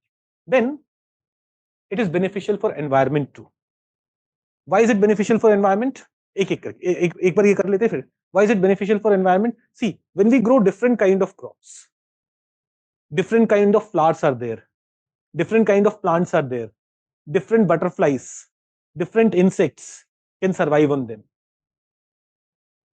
Those butterflies may contribute to pollination of other kinds of plants also. So it thus enhances biodiversity. Environmental perspective se bhi they are crucial. Then it can reduce pollution.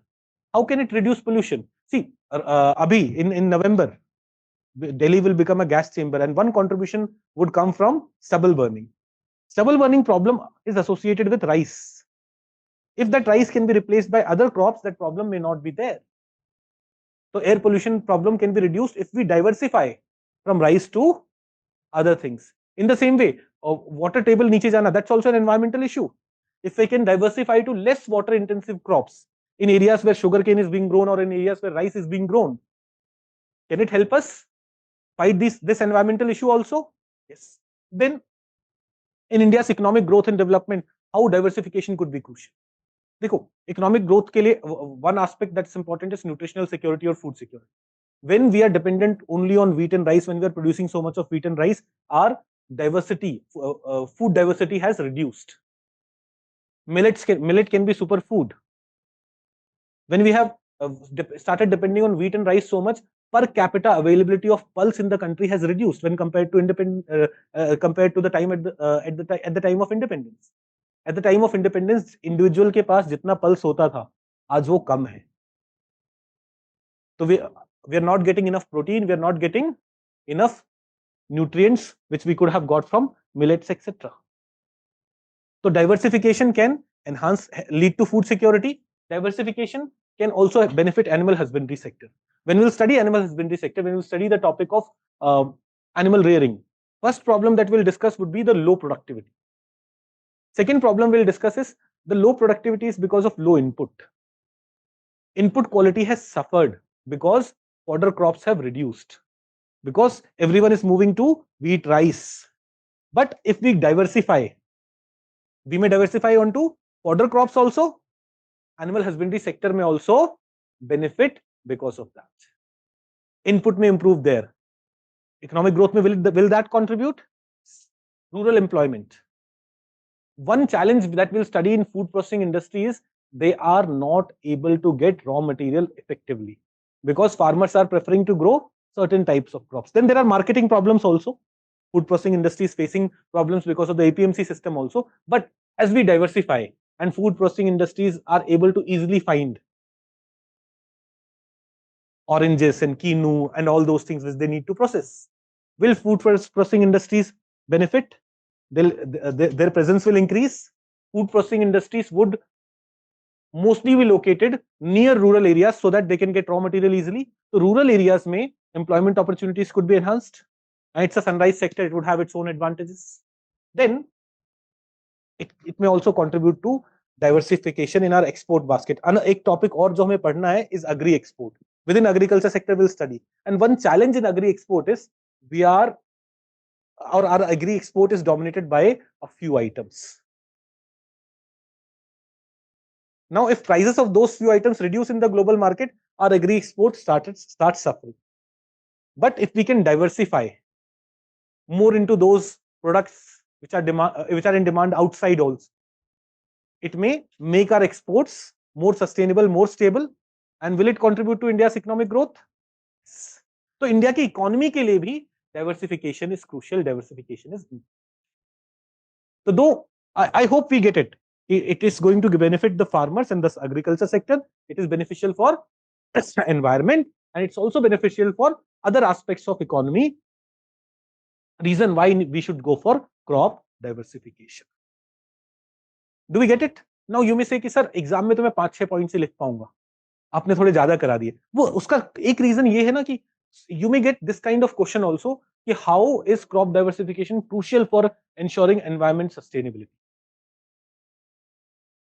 तो वहां पे ना आपको थोड़ा specifically environment वाले points बता, right? जैसे they asked कि how technology can contribute to crop diversification, तो साइंस वाला एग्रीकल्चर वाला topics they have brought together. In the same way environment agriculture they में bring together, environment crop diversification they में bring together. तो इसीलिए कुछ point ज्यादा है so that you are prepared for all kinds of answers and not only what has been asked in the examination. So only PYQ doesn't have to be answered. We should be in a position to answer all kind of crop diversification questions. Now, some of you had raised your hands. AC के लिए, सबने AC के लिए, यार काफी ठंड लग रही है सोनू जी, AC बंद करा दो थोड़ी देर के लिए, इसकी मूवमेंट ऊपर कर दे. और इनको क्या हुआ? छुट्टा मारने जा रहे हो? क्या बोला इसने? मुंह धो के जा रहे हो? अरे अच्छे लग रहे हो यार, नींद आ रही है, मतलब मैं खराब पढ़ा रहा हूं. अजय यार ये एसी बंद कराओ, सबको गर्मी में लाओ, नींद खराब जाए इनकी, बहुत कंफर्टेबल हो गए. ओके, हाँ. तो देखो, please understand this while revising when you come to the topic of crop diversification, first thing that you should be able to think of, how will I introduce this question? Then you should be able to think of, okay, 5-6 of my key dimensions that I'll write in the advantages of crop diversification. और वो समझ में नहीं आ रहा, you will see I have tried to create subheadings everywhere so that revising things would be very simple, very easy. है ना? Now, if crop diversification is this beneficial, what are the steps government of India is taking? देखो, there are some steps which are directly dealing with crop diversification. There is this crop diversification program, which is running in two areas. One, the original Green Revolution areas. Original Green Revolution area, Punjab, Haryana, Western Uttar Pradesh. The problem there is everyone has moved to wheat and rice, and they are facing a lot of challenges because of that. So it's running in that area, and it's also running in areas where farmers are dependent on cultivation of tobacco. Government is not able to take strict action against smoking and all. One reason is a lot of farmers are dependent on tobacco cultivation. So under crop diversification program of Rashtriya Krishi Vikas Yojana, in these two areas, government is trying to diversify farmers to other crops. How are they doing it? You will see assistance is provided to states so that state government can run cluster demonstration on alternate, or can conduct cluster demonstration on alternate crops. That is, state government will go to farmers and will demonstrate. Instead of tobacco, you could have grown this. See this demonstration. Your output is higher. Your income would be stable. It would not be a problem. Farmer herself is worried. Farmer herself is not ready to divert into something new. She has been doing one kind of agriculture for 10 years. She doesn't want to move to the other system. So वहां पे this kind of cluster demonstration would be crucial, would be important. Sonu ji remote ना मेरे पास ही छोड़ जाइए, ये थोड़ी देर में बोलेंगे सर बहुत सफोकेटिंग हो रहा है. हाँ मेरे को पता है. इसको भी भाई साहब को इसको भी ऊपर कर दो थोड़ा. और कुछ ना, और चाय कॉफी कुछ मंगा दूं, कुछ पैरों में दर्द हो रहा महसूस मंगा देता हूं आपके लिए. You are getting distracted. अब यार एक तो चलने दो यार, ऑलरेडी गर्मी लगने लगी तुम्हें.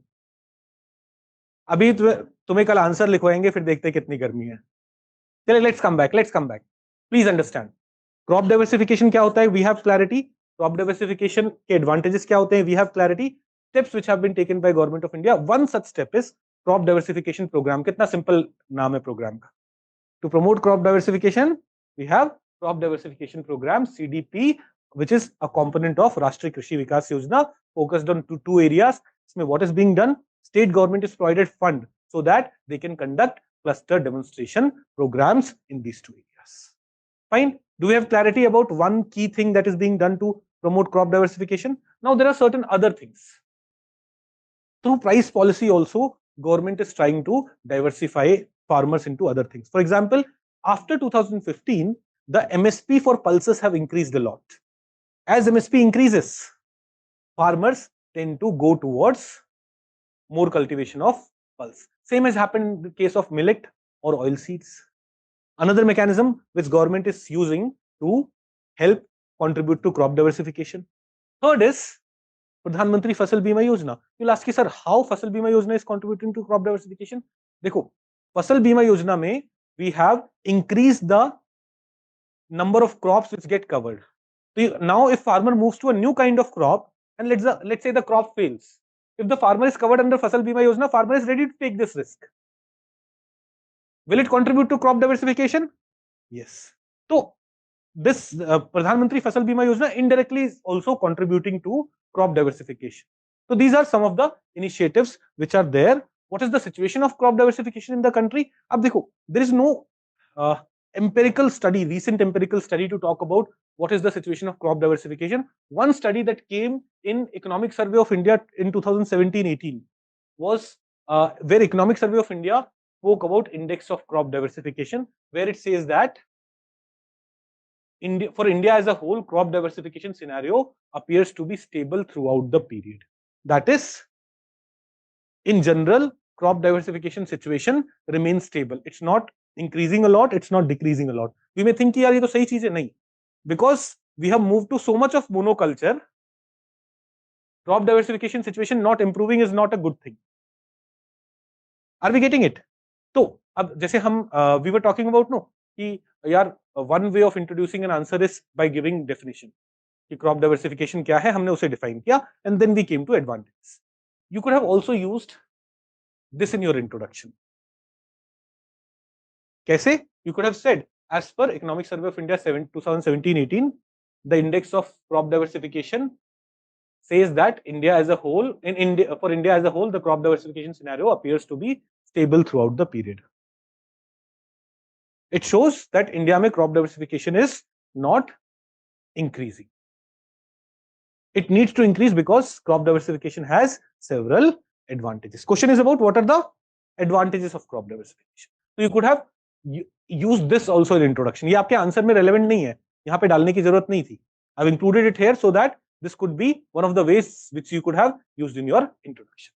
Now, factors behind decreasing crop diversification in some states. देखो, if crop diversification scenario is stable, it means in some places it may have increased, but in some other places it may be going down also. Tabhi the situation is stable. So crop or this component could have been what are the factors which are hindering crop diversification in the country. So major problem is government policy. Government policy of MSP, minimum support price, and procurement system. We'll study about it. We'll see for wheat and rice, we follow what is known as open-ended procurement. In open-ended procurement, what happens is there is no limit on how much procurement government will be making. So because farmers are sure that for wheat and rice, if we grow, we can for sure get MSP because government will not say no to procurement of wheat and rice.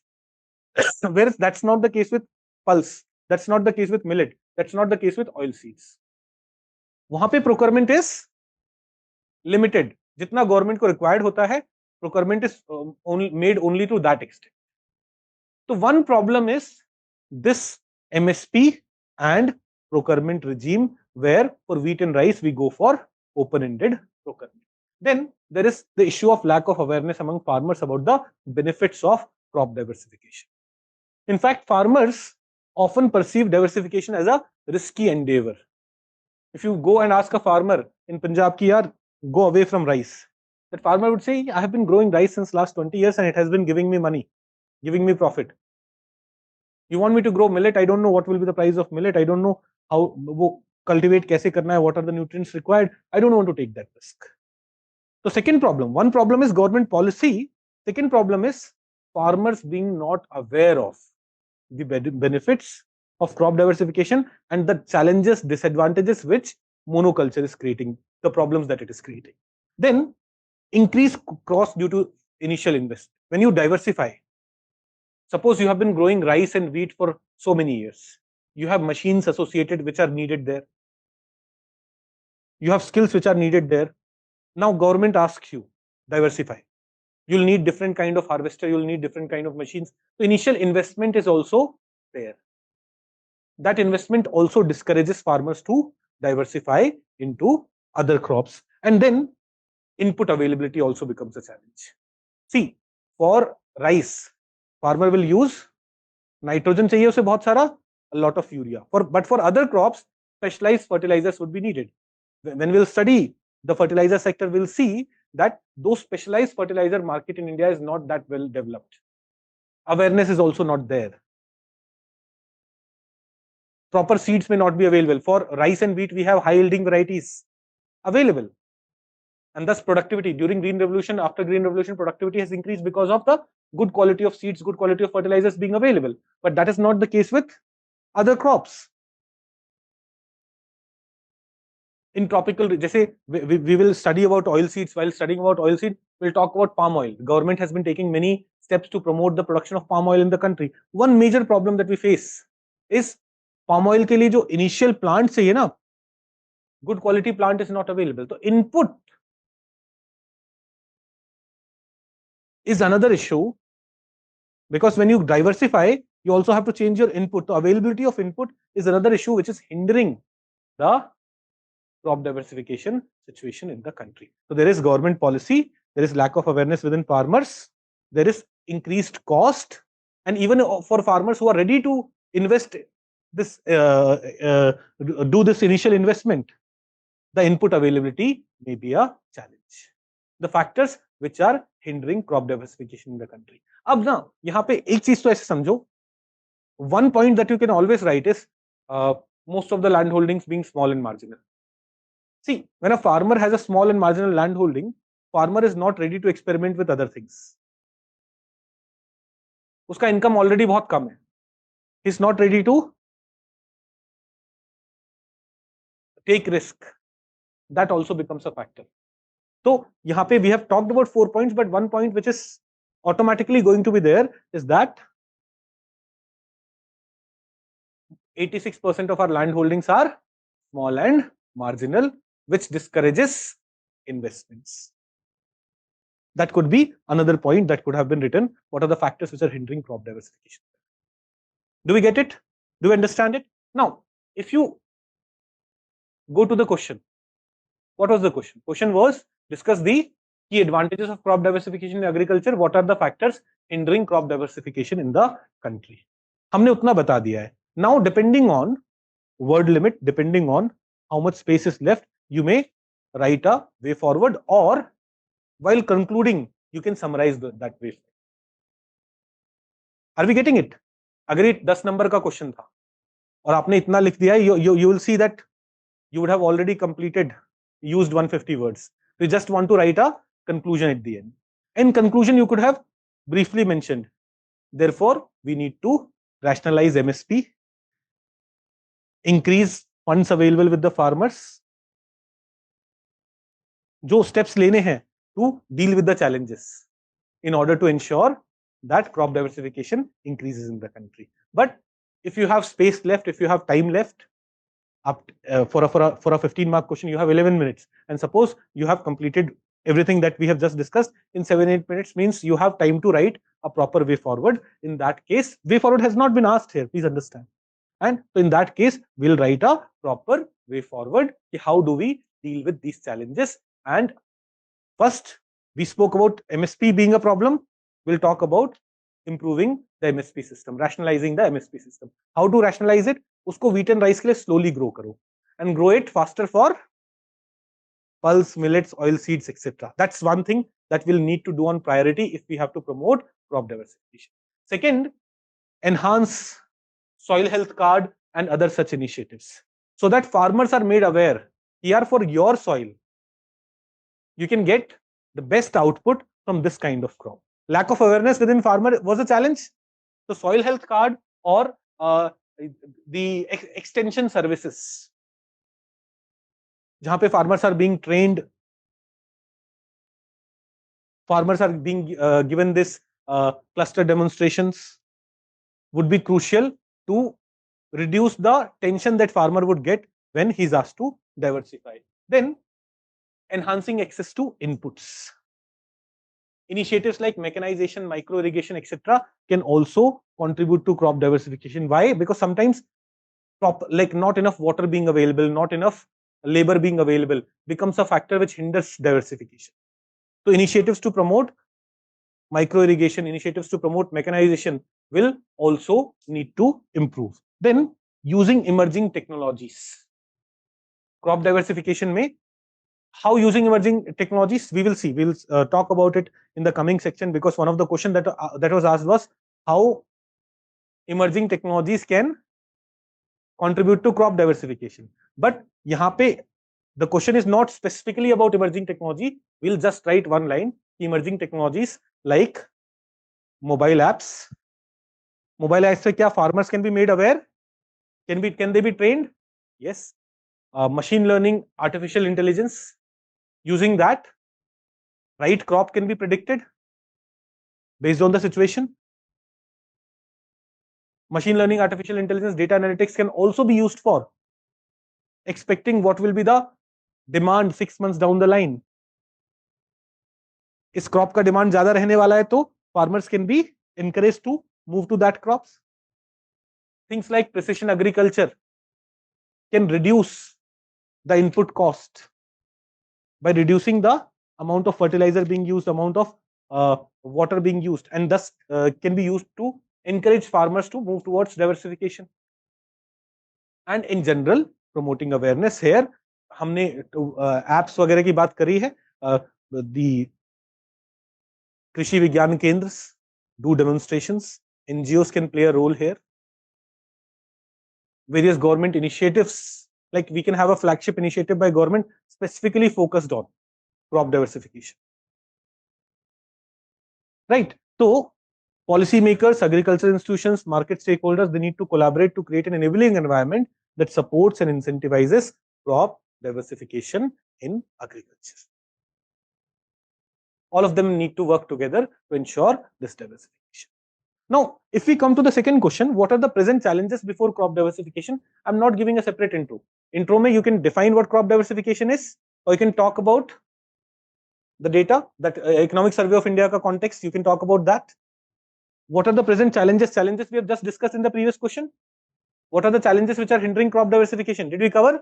MSP, government policy, farmer ka lack of awareness, initial cost, availability of input, lack of availability of input. These were some of the challenges we have already discussed, so there is no point of discussing it again. Here we'll talk about the third last component, how the emerging technologies provide an opportunity for crop diversification. How emerging technologies can contribute to crop diversification.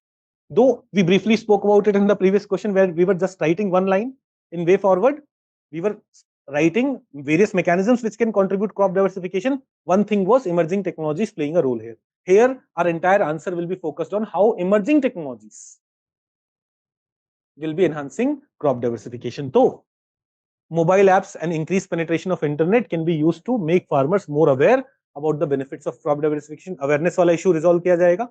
Second, precision agriculture. We will study precision agriculture separately in more detail, but precision agriculture का बहुत simple meaning ये होता है कि in this kind of agriculture, with the help of technology, we determine what is the precise input requirement.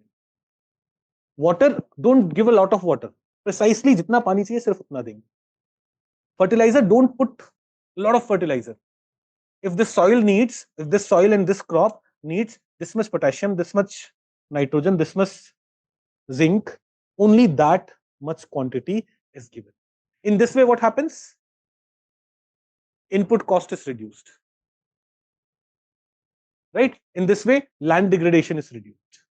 And in this way, we can convince farmers ki yaar, by this mechanism, you can grow peanuts here, which would give you more income. You can grow black pepper here, which will give you more income, rather than just sticking to other crops. So precision agriculture is one. Internet of Things, sensor technologies which are used in precision agriculture can contribute towards crop diversification.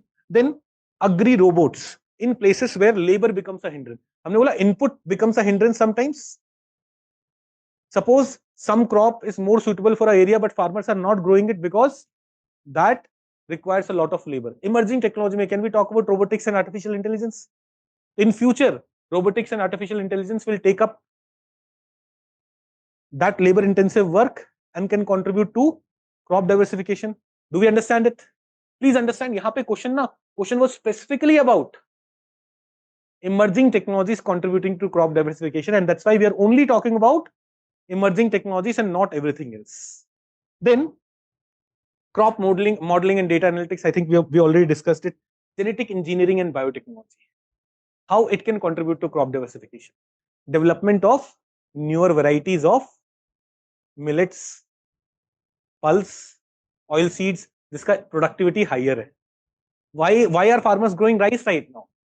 Because it gives its productivity is very high. If we can develop newer varieties of diverse crops whose productivity could be higher, तो क्या biotechnology एक emerging technology, genetic engineering एक emerging technology में जा सकता है? Can this contribute to crop diversification? Indoor and then these new methods of agriculture, indoor and vertical farming, hydroponics and aeroponics. Actually, vertical farming में hydroponics and aeroponics also gets covered. Do we know what it is? हम पढ़ेंगे भी, इसे we'll study. But vertical farming में rather than just like on land, what we do, only one layer of crop is grown. In vertical farming, we do soilless agriculture, and crops can be grown in stacks, layers, in a controlled environment, within a greenhouse, within a building. The nutrients can be provided to it through water vapor, or through air also. यहाँ पे you would hear about aeroponics or hydroponics. It's basically talking about roots को nutrients कहाँ से मिल रहे हैं. Yes आएंगे हम उस पर डिटेल में पढ़ेंगे. तो here we are just mentioning कि this is also an emerging technology which can contribute to crop diversification. We'll study about a case study of Australia. Economic Survey of India ने Economic Survey of India have these special boxes. वहां पे they gave vertical farming का एक case study where in Australia they're growing tomatoes using vertical farming. We'll study that case study also. Don't worry, आज आपके notes में होगा वो. Already है. Vertical farming is one topic that we are covering, and there I have mentioned that case study. So emerging technologies contributing to crop diversification. So by leveraging these emerging technologies, farmers can overcome traditional limitation, make data-driven decision, and explore diverse crop options that were previously unavailable or challenging. Do we get it? Emerging technologies कैसे contribute करेंगे? Now you may think of many other emerging technologies. ये पता है इसका कोई standard answer नहीं था. When I was writing this answer, मैं सोच रहा था कौन कौन सी इमर्जिंग टेक्नोलॉजीज के बारे में बात, because I am your science and technology teacher also. I was able to think of, अच्छा बायोटेक से कुछ डाल देते हैं, कंप्यूटर आईटी से कुछ डाल देते हैं, एग्रीकल्चर भी पढ़ाओ तो एग्रीकल्चर में emerging technologies. And that is how this answer was created. This answer is not some standard answer which I have copied from some newspaper or copied from some book. And there will be no standard answer here. You'll have to, when you'll study science and technology, you'll study about various technologies and how they can be useful, how they can be beneficial. जैसे I'll give you an example. In Tarai region of Uttar Pradesh, farmers, the region is suitable for growing pulse, but farmers avoid it because of blue bull trouble, नील गाय. नील गाय उनको बड़ा प्यार है दाल से. They would preferably go in the field which is having millets, which is having pulses. They'll consume it there, they'll destroy it, and thus farmers avoid it. And now you'll say कि sir, how technology can play a role here? यहाँ पे think of space technology can be used for monitoring and thus preventing blue bulls from entering those fields. So emerging technology कैसे diversification में contribute कर सकता है? There can be many examples. This is not like the best which is there. You may add more points. Think of an emerging technology and how it can contribute to crop diversification. Yes. हाँ देने चाहिए इसलिए मैं आपको बताते जा रहा हूँ थोड़ा थोड़ा. बट यहाँ पे आपको ज्यादा एग्जांपल किसके देने? टेक्नोलॉजी रादर देन क्रॉप के. क्योंकि एग्जांपल में तो सब में हम राइस और पल्स वाला एग्जांपल ले रहे हैं, तो अलग अलग टेक्नोलॉजीज के एग्जांपल. अरे आप बताए फिर से, मैंने जो आपको शुरू में बताया ना, देखो I will tell you about evaluation. मैं 2016 में 2015 में नहीं 2016 में डिमोनेटाइजेशन 2016 में हुआ था ना. तो how I became a teacher मैं बताता हूँ. 2016 जब मैंने जॉब छोड़ी थी अपनी, मैंने अपने दोस्त को दे दिए थे 10 लाख. वो दोस्त अपनी फैक्ट्री डाल रहा था. डिमोनेटाइजेशन के टाइम 2 महीने उसका पूरा बिजनेस ठप हुआ. Eventually had to close everything. अब मेरे सारे पैसे भी चले गए, आज तक मिले नहीं मुझे. तो I was a software engineer, I used to work in Microsoft. तो मैंने अपने पैसे बचा के आया था कि आराम से सिविल सर्विसेज की तैयारी करूंगा. फिर 2016 के एंड में मेरे पास पैसे नहीं, तो मुझे काम करना पड़ा. तो आई स्टार्टेड इवैल्यूएटिंग पेपर. अब बहुत सारे पेपर्स में ना आई सॉ आंसर्स जो ना बहुत अच्छे थे. I could not have written those answers. I had given interviews twice, but even I could not have written those answers. But अब ना मुझे कमेंट्स देना जरूरी है. दे इवैल्यूएट कि तुमने अच्छा इवैल्यूएशन किया है या नहीं बेस्ड ऑन कमेंट. तो जबरदस्ती का फीडबैक देना. जो कई बार फीडबैक ऐसे दिए जाते हैं, मैं उनसे कई बार मैं अपने इवैल्यूएटर्स को बोलता हूं, तुमने फीडबैक दिया है, can you implement this feedback in an answer? Show me an answer that you are writing in 150 words with all these points. नहीं पॉसिबल होता कि in everything giving example may not be possible if you have to write an answer in 150 words or 250 words. So yes, you should give examples, but don't run behind कि हर point में एक example ढूंढ के रख. एक तो it's not feasible कि आप हर एक पॉइंट का एग्जांपल याद रखोगे. It should come naturally, organically, rather than you running behind. मैंने फिर से बोला ना, while we run behind value addition, we forget the basics. हमें फोकस किस पे करना है, पहले कोर एस्पेक्ट पे, and organically example should come to us, not cramming example in every point, remembering example in every. और जो आपको फीडबैक देता है ना कि सारे पॉइंट्स में एग्जाम, उससे बोला भाई एक काम कर, 7 मिनट है तेरे पास, 150 वर्ड का आंसर है, तू लिख के दिखा। नहीं सच में मैं आपको बोल रहा हूं कि तू 7 मिनट में 150 वर्ड का आंसर लिख के दिखा, और ये सारे जो तूने मुझे करने को बोला है ना, ये सब करके दिखा। They will not be able to do it, I promise you. कई बार मैं अपने इवैल्यूएटर्स को डांटता हूं, क्यों? मैंने कहा यार तुमने इतनी सारी चीजें लिख तो दी है, ये कर दो ये कर दो, कर पाओगे खुद? उस बच्चे ने 150 वर्ड्स में जो कर सकते थे ना, बहुत अच्छा आंसर लिख के दिया, उसे अप्रिशिएट करो, बोलो तुम अच्छा कर रहे हो। उसे जबरदस्ती ना इन चीजों में फंसाओ मत कि ये भी कर लो, ये भी कर लो, ये भी कर लो, ये भी कर लो। तो उनका पॉइंट होता है सर फिर मैं फीडबैक क्या दूं? तो फीडबैक दे कि भाई तूने अच्छा आंसर लिखा है, दूसरे आंसर में कमियां है, वहां पे इंप्रूव कर। यहां पे इन 150 words, sometimes when I look at answers, I could not have written that answer within time limit, within 150 words. I need not, and आप देखना कोई भी आंसर लिखो, हर आंसर में आपको फीडबैक मिल जाता है। कभी आपका कोई ऐसा पेपर गया है जहां पे हर एक आंसर में फीडबैक ना मिला हो, ये इंप्रूव कर लो, ये ऐड कर लो, ये कर लो, ऐसा मिलता है ना? प्रॉब्लम यहां पे है।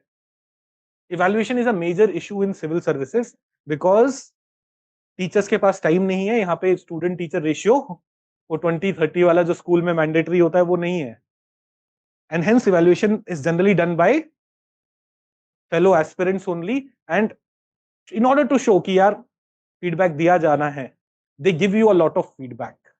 उनको भी पैसे कमाने हैं, दिखाना है कि मैं अच्छा evaluator. Sometimes it's not practically feasible. तो yes, you should give examples, but let it come organically rather than you trying to put examples in every point. No, focus on the core basic aspects. You will see in the when students have just written mains, उनसे पूछना कितने बच्चे वर पूरा confident GS1 to GS4 के हर एक syllabus के point पे और सारे PYQs. 99% of the students were not. और वो क्या कर रहे थे, ये करंट अफेयर्स का मटेरियल, ये वाला पॉइंट यहां से ऐड कर लो, ये एग्जांपल यहां से ऐड कर लो। when you were not confident with whatever is in the syllabus, when you are not confident with all the PYQs, what is the point of so much of value addition? That is what I started with in the beginning.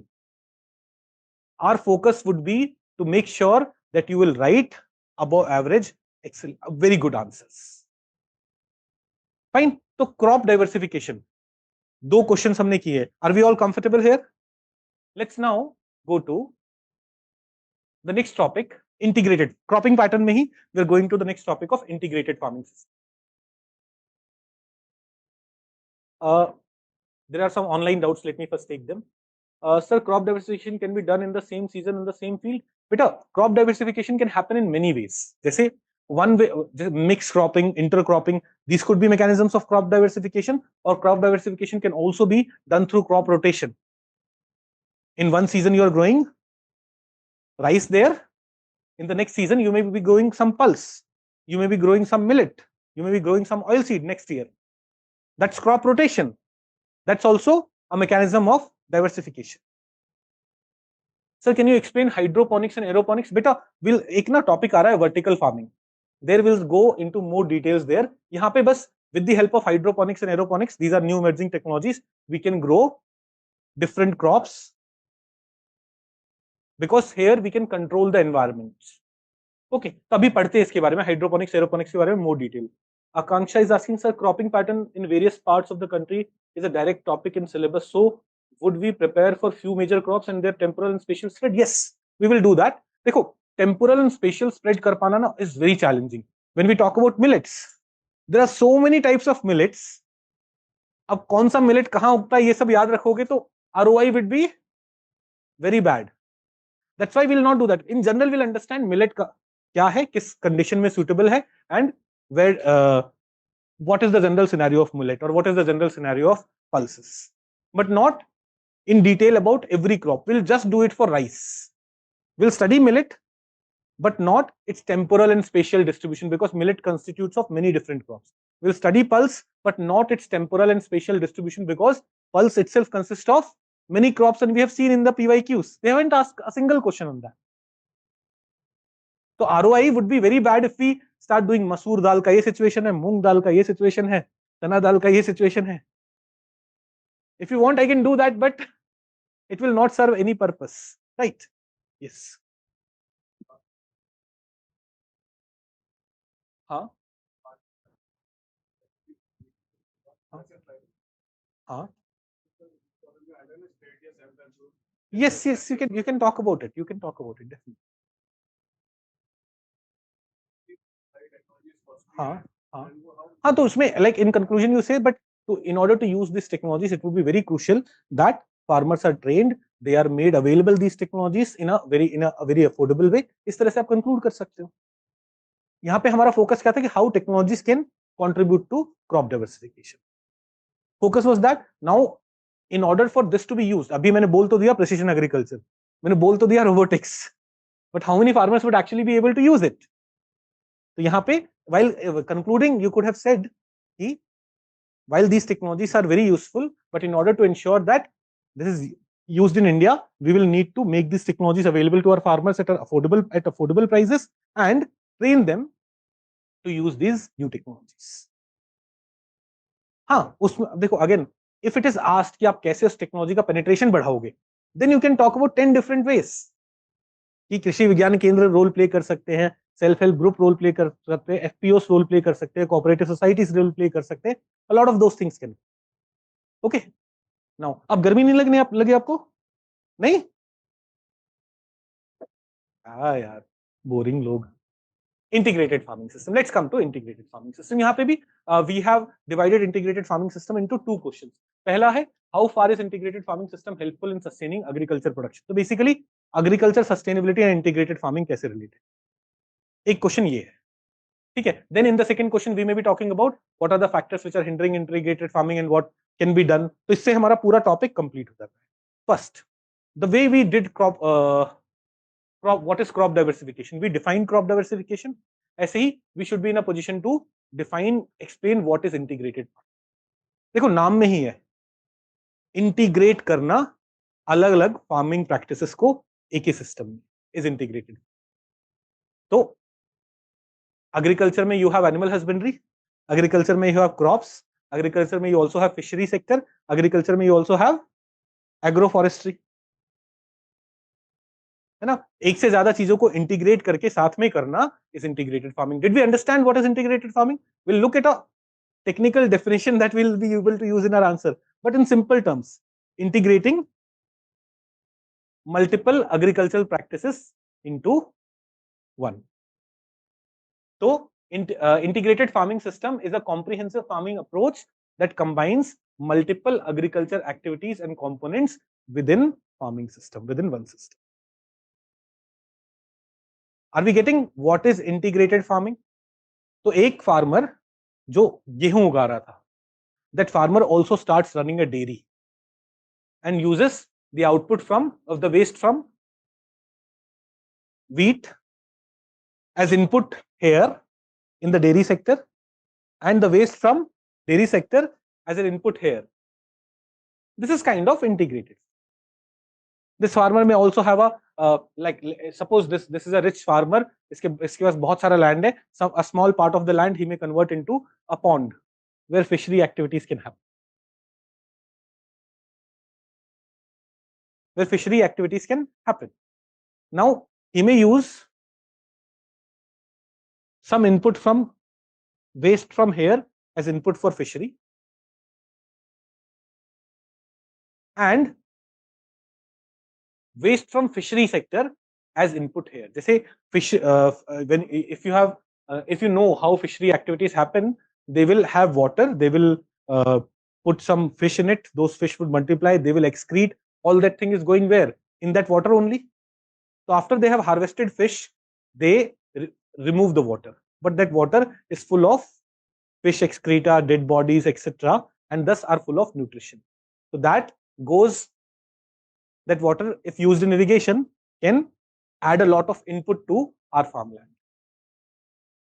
So ये multiple activities साथ में करना is integrated farming. Will all of us be able to define it? पक्का? So integrate your first impression sometimes become your last impression. How much are you going to score in an answer sometimes is decided by the very first line. मैं कई बार खुद से जब paper evaluate करता हूं and when I look at the introduction I was like चलो इस बच्चे को तो मशीन लर्निंग का मतलब पता है, उसने प्रॉपर्ली डिफाइन किया है, rather than people writing randomly some shit that I'm sorry for my language में ना थोड़ा सा I'm a bit rustic, मैं ना ऐसे एकदम अंग्रेजी अच्छे से बोल के और I don't behave like teachers sometimes, तो please ignore कर देना. Sometimes wrong words may come out of my mouth. So coming back to what was I saying? In the first line only, sometimes when a student has properly defined what is machine learning, I'm like, चलो इस बच्चे को इतना तो पता है. I get impressed. So sometimes your first impression becomes your last impression. They suppose this person, what's your name? Krishna. Suppose he's a gentleman, but as he's entering class, वो phone पे किसी को गाली दे रहा है. हम सब इसका परसेप्शन बना लेंगे लड़ाकू लड़का, गुंडा टाइप बंदा आ गया. First, sometimes, and that may remain his last impression till the end. We may think कि ये person वैसा ही है. तो इसीलिए ना अपना first impression, अपना introduction हमेशा अच्छा छोड़ो. तो integrated farming, if a question, 2 times they have asked question on integrated farming, if a question on integrated farming comes again, we should all be writing a proper, a very simple definition. Fine, no problem there. We do not have to make it very complex and very flamboyant language. No, a simple definition, but right definition. Integrated farming, integrate करो, अलग अलग agri practices को साथ में लाओ. That is integrated. Okay. It involves integration of crops, livestock, fishery, agroforestry and other allied enterprises in a synergistic manner. देखो यहाँ पे डेयरी सेक्टर से जो वेस्ट निकल रहा है, that may also be used for generating renewable energy, biogas, right? So here you have integrated what? Dairy sector with generation of renewable energy, biogas generation. That's also kind of that can be considered component of integrated farming. Fine. Why? How can it contribute to sustainability of agriculture sector? This was the question. देखो, here I have given you in a box some other advantages also, but this was not asked in the examination. तो ये मैंने अलग से दिया है कि this is not part of the answer, but you should know other advantages also because you may get some other question too. But in order to ensure sustainability, how integrated farming can contribute to sustainability of agriculture sector. देखो, for anything to be made sustainable, if you can optimize the resource use, that can contribute to sustainability. है ना? Why is rice cultivation unsustainable? Because it's using excess resource, excess fertilizer, excess water. If integrated farming can optimize resource use, it can take us towards sustainability. And is integrated farming doing it? Yes, that's the basic idea. Iska waste, iska input, iska waste, iska input. Right? यहाँ पे देखो, for example, crop residue and agriculture byproduct can be utilized as livestock feed, and while animal waste can be recycled as organic fertilizer for crops. Resources are optimally used.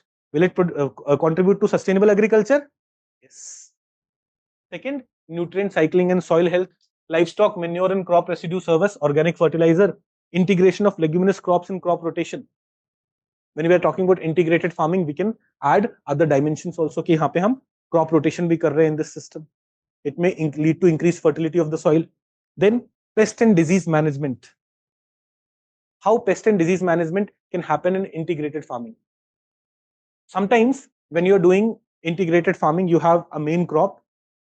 On the outline, on the sidelines, you are growing some flowers. Those flowers can repel pest. You're growing some trees. Those trees may become a hindrance to other large animals. So integrated farming in this way can help in dealing with pest, help in dealing with certain diseases. Then climate resilience can be ensured by integrated farming. How climate resilience can be ensured by integrated farming? The integration of trees and agroforestry with agriculture. देखो, agriculture sector is considered a major reason for increasing CO2 emission. Why? Because in order to grow agriculture, we have done a lot of deforestation. So if we can integrate agroforestry with crops, what this may lead to? We may increase green cover, we may increase number of trees, and can it help us mitigate climate change? Yes. Economic security through income diversification. Now, here farmer is not just getting income from crops, farmer is also getting income from dairy sector. So here chances that a farmer will remain agriculturalist is high. वो long term में यही काम कर रहा होगा is there. But if income was lesser, this agriculture system may not have been sustainable. Then there are environmental sustainability wale points. They say there can be reduced pollution, reduced land degradation. How? When we are dependent on organic fertilizer from our input only, rather than getting it from the market. Biodiversity protection. How biodiversity? Agroforestry, when you are planting trees, on those trees, different plants, different animals, or different birds, different animals may survive. It may provide habitat for a lot of other butterflies, etc. So biodiversity protection में भी agroforestry can play an important role, right? So agriculture sector को sustainable बनाने में integrated farming can contribute in many different ways. But integrated farming has several other advantages too. It may promote nutritional security in India. If देखो, nitrogen deficiency is a major challenge in our food. Nitrogen बोल रहा हूं मैं, protein deficiency. Nitrogen से amino acid बनेगा, फिर protein बनेगा. Sorry. Protein deficiency is a major issue in India. हमारा ज्यादातर protein for most of the people come from dal. And in order to get enough protein from dal we have to use consume a lot of it, जितना हम consume नहीं कर. तो उसके लिए milk becomes an alternative, fish can become an alternative, chicken can become an alternative. All this can happen through integrated farming. But ये sustainability वाली बात नहीं है, please understand. These are other advantages. Integrated farming can also enhance employment opportunities, है ना. आप अगर agriculture के साथ अपना पोल्ट्री सेक्टर भी रन कर रहे हो, डेयरी सेक्टर भी रन कर रहे हो, will it enhance employment opportunities? Yes. It may also contribute to reduce distress migration. When your income, when farmers start getting more income from integrated farming, will it reduce their chances of going to city and struggling there? It will reduce that. So these are other advantages. This was not asked in the question, but if a question is asked, what are the advantages of integrated farming, you will have to talk about simple, like सिर्फ sustainability वाली बात नहीं कर पूछ रहा है, बाकी चीजें भी पूछ रहा है, तो you'll also have to speak about these dimensions. Got it? कि how integrated farming can contribute to agriculture sustainability. But if you'll go to the next question, discuss the challenges and constraints faced by farmers in adopting integrated farming. यहाँ पे we'll also discuss what are the key issues farmers are facing and how to resolve them. Right, it will complete. So in the first question, we studied integrated farming and its advantages, because and its how it can contribute to sustainability of agriculture. Right, because it can contribute so much in the agri sustainability. Government is taking several steps. यहाँ पे पूछा नहीं था तो हमने conclusion में बता दिया.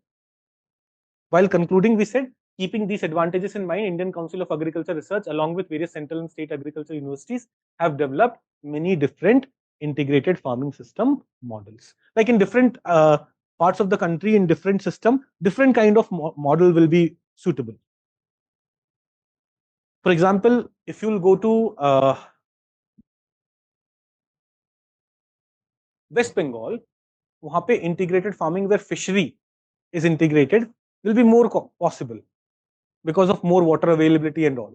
तो वहाँ पे model of integrated farming system would be different from model of integrated farming system in the dry regions of Rajasthan, right? And therefore, government is developing, Indian Council of Agriculture Research with central universities, state agriculture universities, is developing various models and is taking suitable measures to disseminate it among various farmers, especially small and marginal farmers. इसके बारे में ज्यादा पूछा नहीं है, फिर भी हमने conclude करते टाइम बताया, because there are so many advantages, efforts are being taken to disseminate the new models, develop the new models and disseminate it among farmers. Now, what are the challenges and constraints faced by farmers in adopting integrated farming system and how do we deal with it?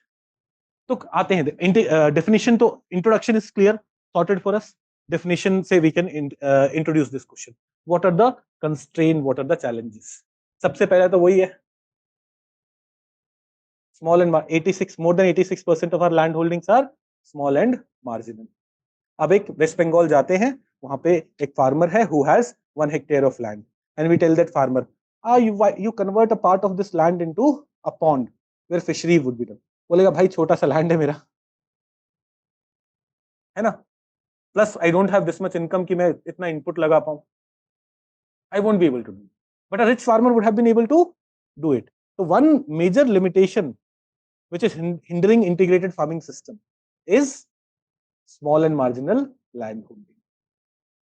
है ना, ये small and marginal land holding आपकी heading हो सकती है, और उसके explanation में what will you write? As per Agri Census 2015-16, 86.2% of land holdings in India are small and marginal. Why I emphasized on some basic data?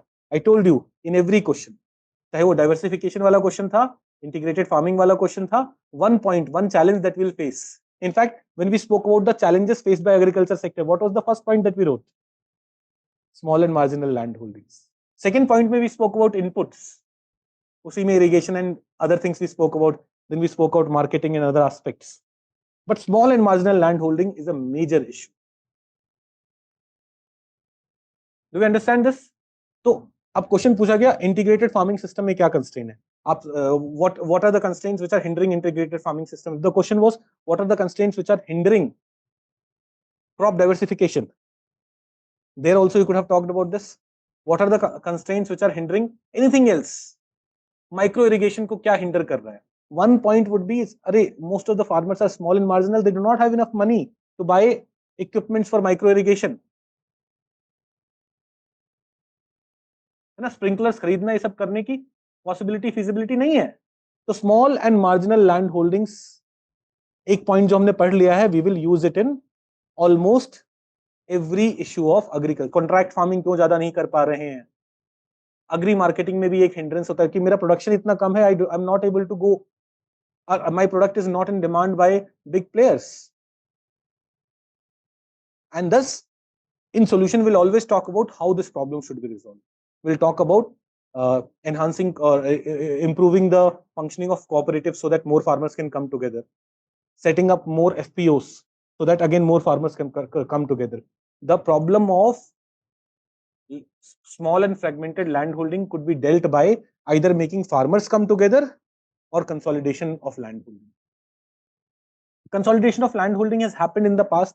Haryana में किया गया था, where what was that, देखो, within 2-3 generation what happens, your land holdings become very fragmented and get distributed throughout the village. पहले परदादा जी थे, उनकी बहुत सारी जमीनें थी, फिर वो बट गई दादाओं में, फिर वो बट गई चाचाओं में,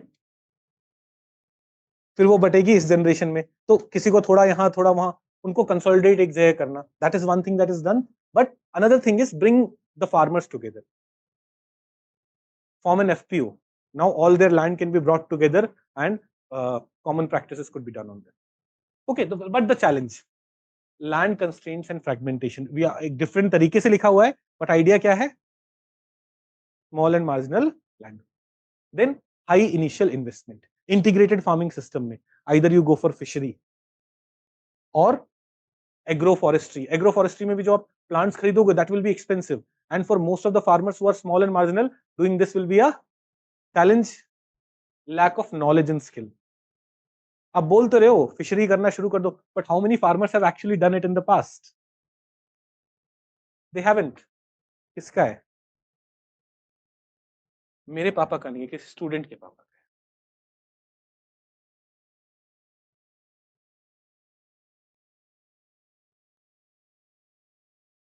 Papas are dangerous. हाँ, तो lack of knowledge and skill. Do we understand this? Are we able to understand it by common sense? देखो, एक होता है सब कुछ रटना, एक होता है just वो term देख के समझ जाना, yes this is a problem, this is a common thing. Then limited access to markets. Suppose I start poultry sector, I start dairy sector, but cooperatives का penetration हर जगह नहीं है. I'm producing a lot of milk, but that milk को बेचने के लिए proper market is not developed. And this is the situation in many places.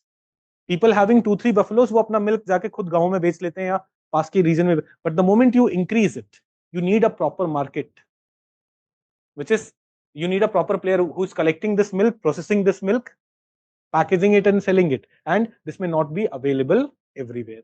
That's another challenge. Then government policies like MSP.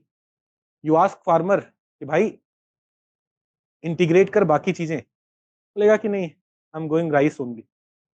I'm comfortable with rice because rice is giving me a lot of production and मेरे पास MSP ensured है. I'm not ready to diversify into other things. Yeah, replace this rice with you go for planting of oranges, quinoa. Haryana में बहुत जगह कीनू के plant. You understand what quinoa is?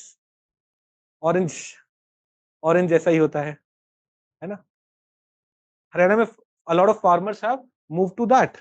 But one thing which is hindering its penetration is like MSP मिल रहा है ना rice पे.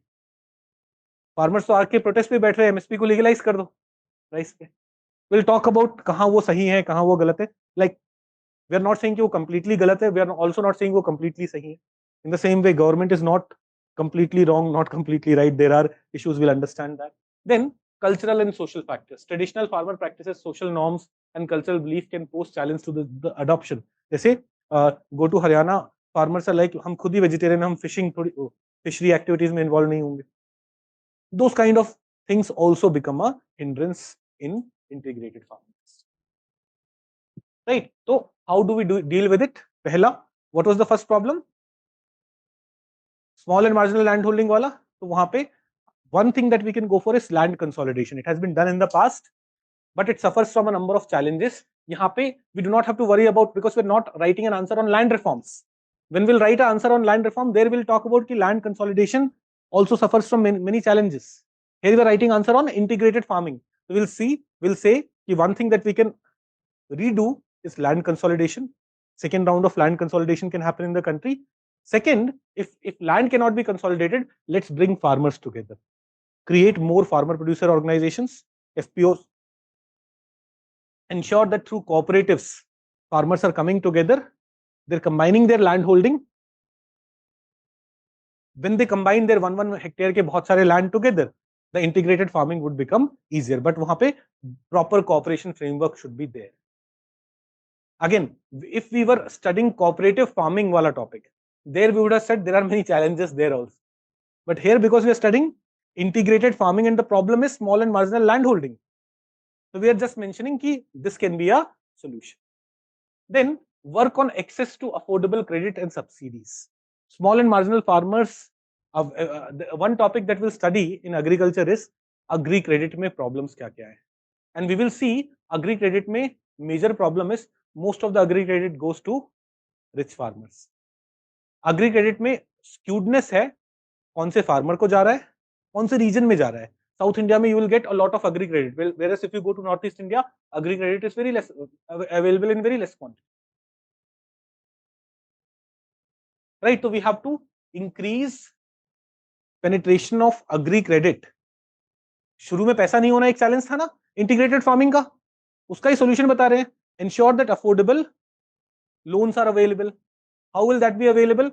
Under priority sector lending, we can create another sub target. This much percentage of your loan should go for small and marginal farmers. अभी we have कि farmers को इतना loan मिलना चाहिए.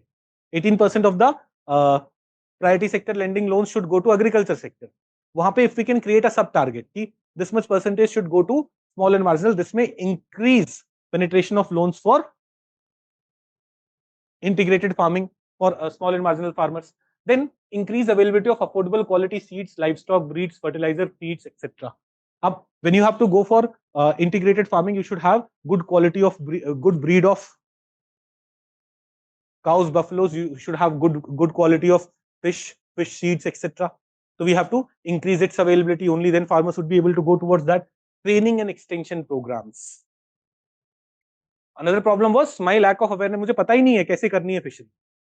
If we want to introduce that, if we want to solve that problem, our कृषि विज्ञान केंद्र, our self-help groups, our cooperative societies, our farmer cooperatives, they have to run more training programs regarding fishery or poultry or other factors which needs to get, other things which needs to get integrated into the system. Then awareness campaign, social mobilization, engagement with local communities can help deal with cultural and social hindrances to integrated farming system. You'll see that Gujarat से बहुत सारा beef export हो रहा है, but वहां पे ज्यादातर community vegetarian है. बिजनेस और पर्सनल बिलीफ को थोड़ा सेपरेट रखो. और आप फिश नहीं खाते, कोई बात नहीं, प्रोड्यूस तो करो. आपके देखो, एक बार ना 2018 में one of my friends was getting married. He was from Jhajjar. तो मैं उसके गांव गया. He showed me some places जो गांव में ना नीचे वाले प्लेसेस है which is filled with water. There you can not do agriculture. That land is permanently filled with water. वहां पे फिशरी हो सकती थी ना. तो there is land available where fishery could be done. And he said कि sir ये land ना बहुत सस्ते में मिल जाए. वो मेरे कॉलेज का जूनियर है, तो वो भी सर बोल रहा है कि सर ये लैंड बहुत सस्ते में मिल जाएगा, क्योंकि यहाँ कुछ हो ही नहीं सकता ना, एग्रीकल्चर पॉसिबल ही नहीं है. तो वहां पे फिशरी लोग क्यों नहीं कर रहे हैं? Because people are in general vegetarian and they have not. In West Bengal the things would have been different, right? So if we can run awareness campaign, social mobilization there ki yaar, that's different.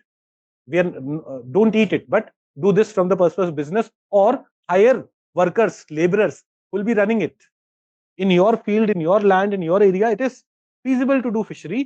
Work on it.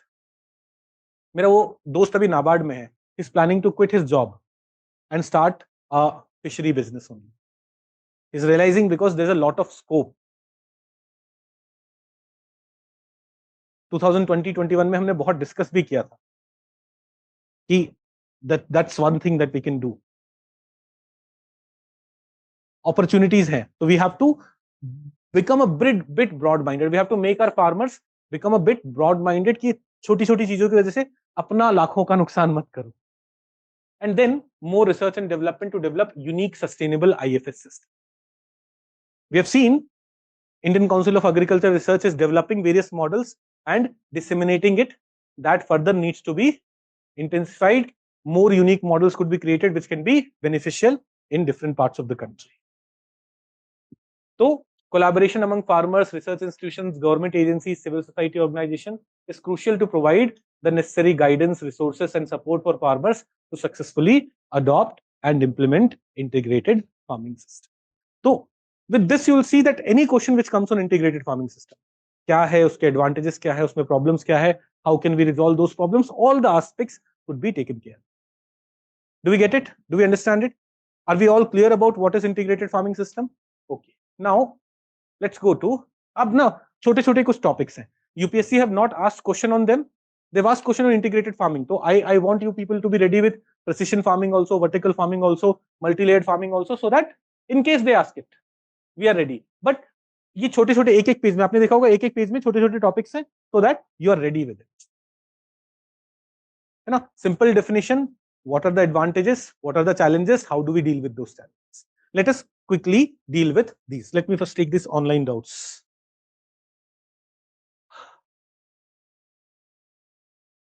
Sir, what should be written in conclusion? What do we need to write when we say it should be? Dinesh is asking, sir, what should be written in conclusion? What do I need to write when we say that it should be positive? कि conclusion में ना मतलब जैसे इन्होंने कहीं से सुना कि conclusion should be positive. इसका मतलब our conclusion should not be कि integrated farming system is not possible in India. है ना? या फिर अगर हम ये सब नहीं करेंगे तो integrated farming system will fail in India. Rather than like writing it like that, we should be writing it with these efforts. We can enhance the penetration of integrated farming system in the country and increase income for farmers and make our agriculture sector more sustainable. This is the positive sense, right? तो उसमें कुछ मतलब कुछ भी गलत नहीं लिखा है आपने. देखो, when you are attending these classes, आपके किसी दोस्त ने बोला होगा अटेंड कर लो, अच्छा रहेगा, डेमो तो देख लो. दूसरे ने बोला होगा अरे मत जाओ, बेकार पढ़ाता. ऐसा भी हुआ होगा. अब एक ने नेगेटिव बोला, एक ने पॉजिटिव, दोनों में से किसी ने ये नहीं बोला कि तुम ये प्रोग्राम ज्वाइन कर लो. तो बोला यार तुम डेमो तो देख लो। तो जो पॉजिटिव वाला है उसका फीडबैक ज्यादा जेन्युइन है कि तू ये करेगा तो अच्छा हो सकता है, एक बार करके देख ले, रादर देन कंप्लीटली कि पॉसिबल नहीं है छोड़ो तुम। तो उसका मतलब ये होता है कि पॉजिटिव साइड में, कंस्ट्रक्टिव साइड में, even if there is criticism, try to suggest how, और even if there is something negative, जैसे yesterday in current affairs program I was teaching lateral hiring. तो lateral hiring के कुछ limitations भी हैं, but in conclusion we did not say कि lateral hiring पूरी बंद हो जानी चाहिए. We said कि lateral hiring can solve certain problems, but while we are doing it, these things should be kept in mind, and lateral hiring should not mean that internal reform should not be done. Civil services, lateral hiring is an external reform. Civil services also needs an internal reform.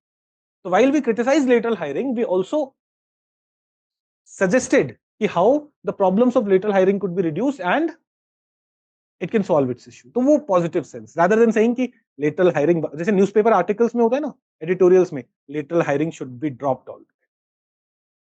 वो अपना view point दे रहे हैं, वैसे answers नहीं लिखने, answers आपको थोड़े से कंस्ट्रक्टिव वे में लिखने. That's what it means.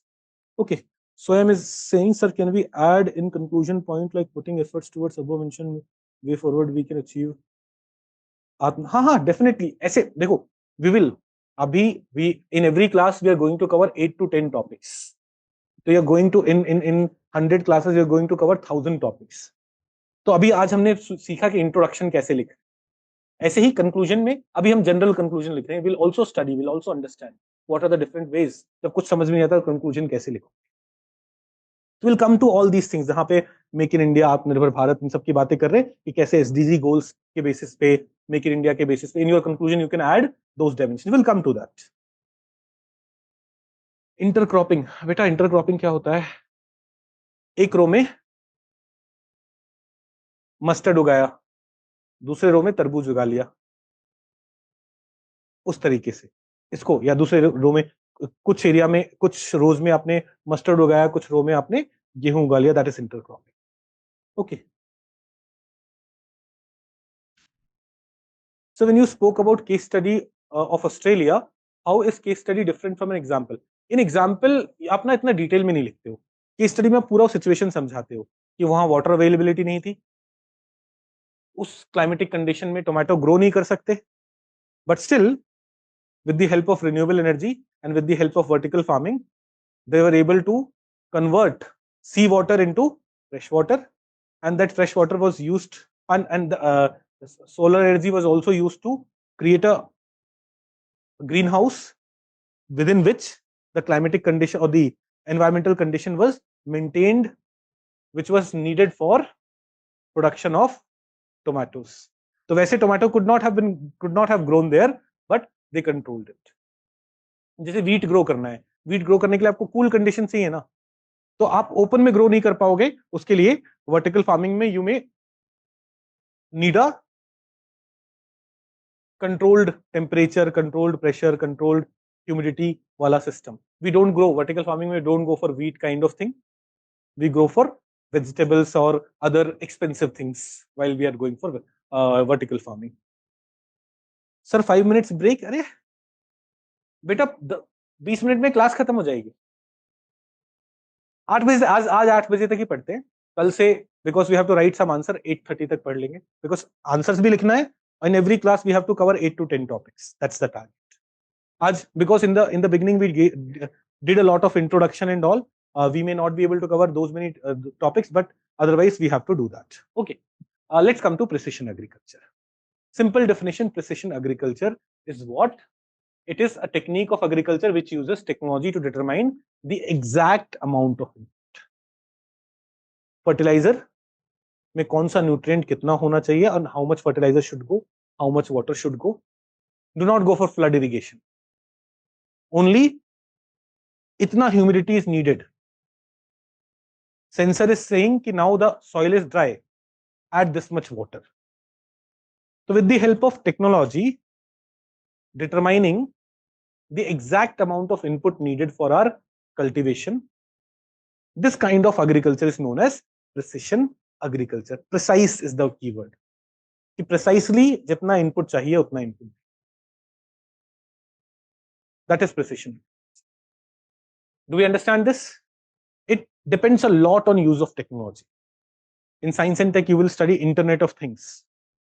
So one example of precision agriculture could be, let's say, you have this field. In this field, you have various sensors which are measuring the moisture level. And only when moisture of the soil goes below a particular number, you switch on the water. And the moment moisture increases to some level, you switch it off, rather than filling your land with water. तो आपने पानी कितना use किया? Exactly जितना required था. With the help of these sensors connected to your devices where you can read things. With the help of this technology, you can precisely determine how much input is needed. This is precision agriculture. Got it? If you have seen cultivation happening, जैसे मेरे घर के पीछे ना सरसों के खेत थे, वो कभी सरसों उग जाता था, कभी गेहूं उग जाता था, गर्मियों के टाइम कुछ और चीजें उग जाती थी. तो समटाइम्स अंकल यूज्ड स्प्रिंकलर्स. जिन अंकल के खेत थे वो ही use sprinklers. Sometimes he just did this, वो पाइप लाके पानी छोड़ देते थे और पूरे खेतों में पानी भरता. That was flood irrigation. तो flood irrigation is somehow inefficient use of water. That has to be avoided. Sprinkler is use of micro irrigation, efficient use. But sprinkler may not be an example of precision agriculture. Though in precision agriculture, sprinklers may be used, but it may not, unless you are exactly measuring ki kya moisture level hai with the help of technology. It is not precision agriculture. So will we all be able to define precision agriculture? Okay. Now, this kind of agriculture is highly dependent on technology, specialized equipment, software, etc. So sensors, satellites, robotic drones, all these things may be used there. Advantages kya hai? Dekho, when you are using less input cost kam hoga. When you are not overusing fertilizer, insecticide, pesticide, land degradation kam hoga. When you are using only that much input which is needed, growth would be better. आप अगर balanced diet लेते हो तो growth is better rather than over eating something and not eating some other, not getting some other nutrients. So increase in agri productivity, improve the quality and reduce the cost of production, and improve socio-economic condition of farmers. Do we understand this? Agriculture sustainability कैसे बढ़ेगी या environment advantages कैसे होंगे?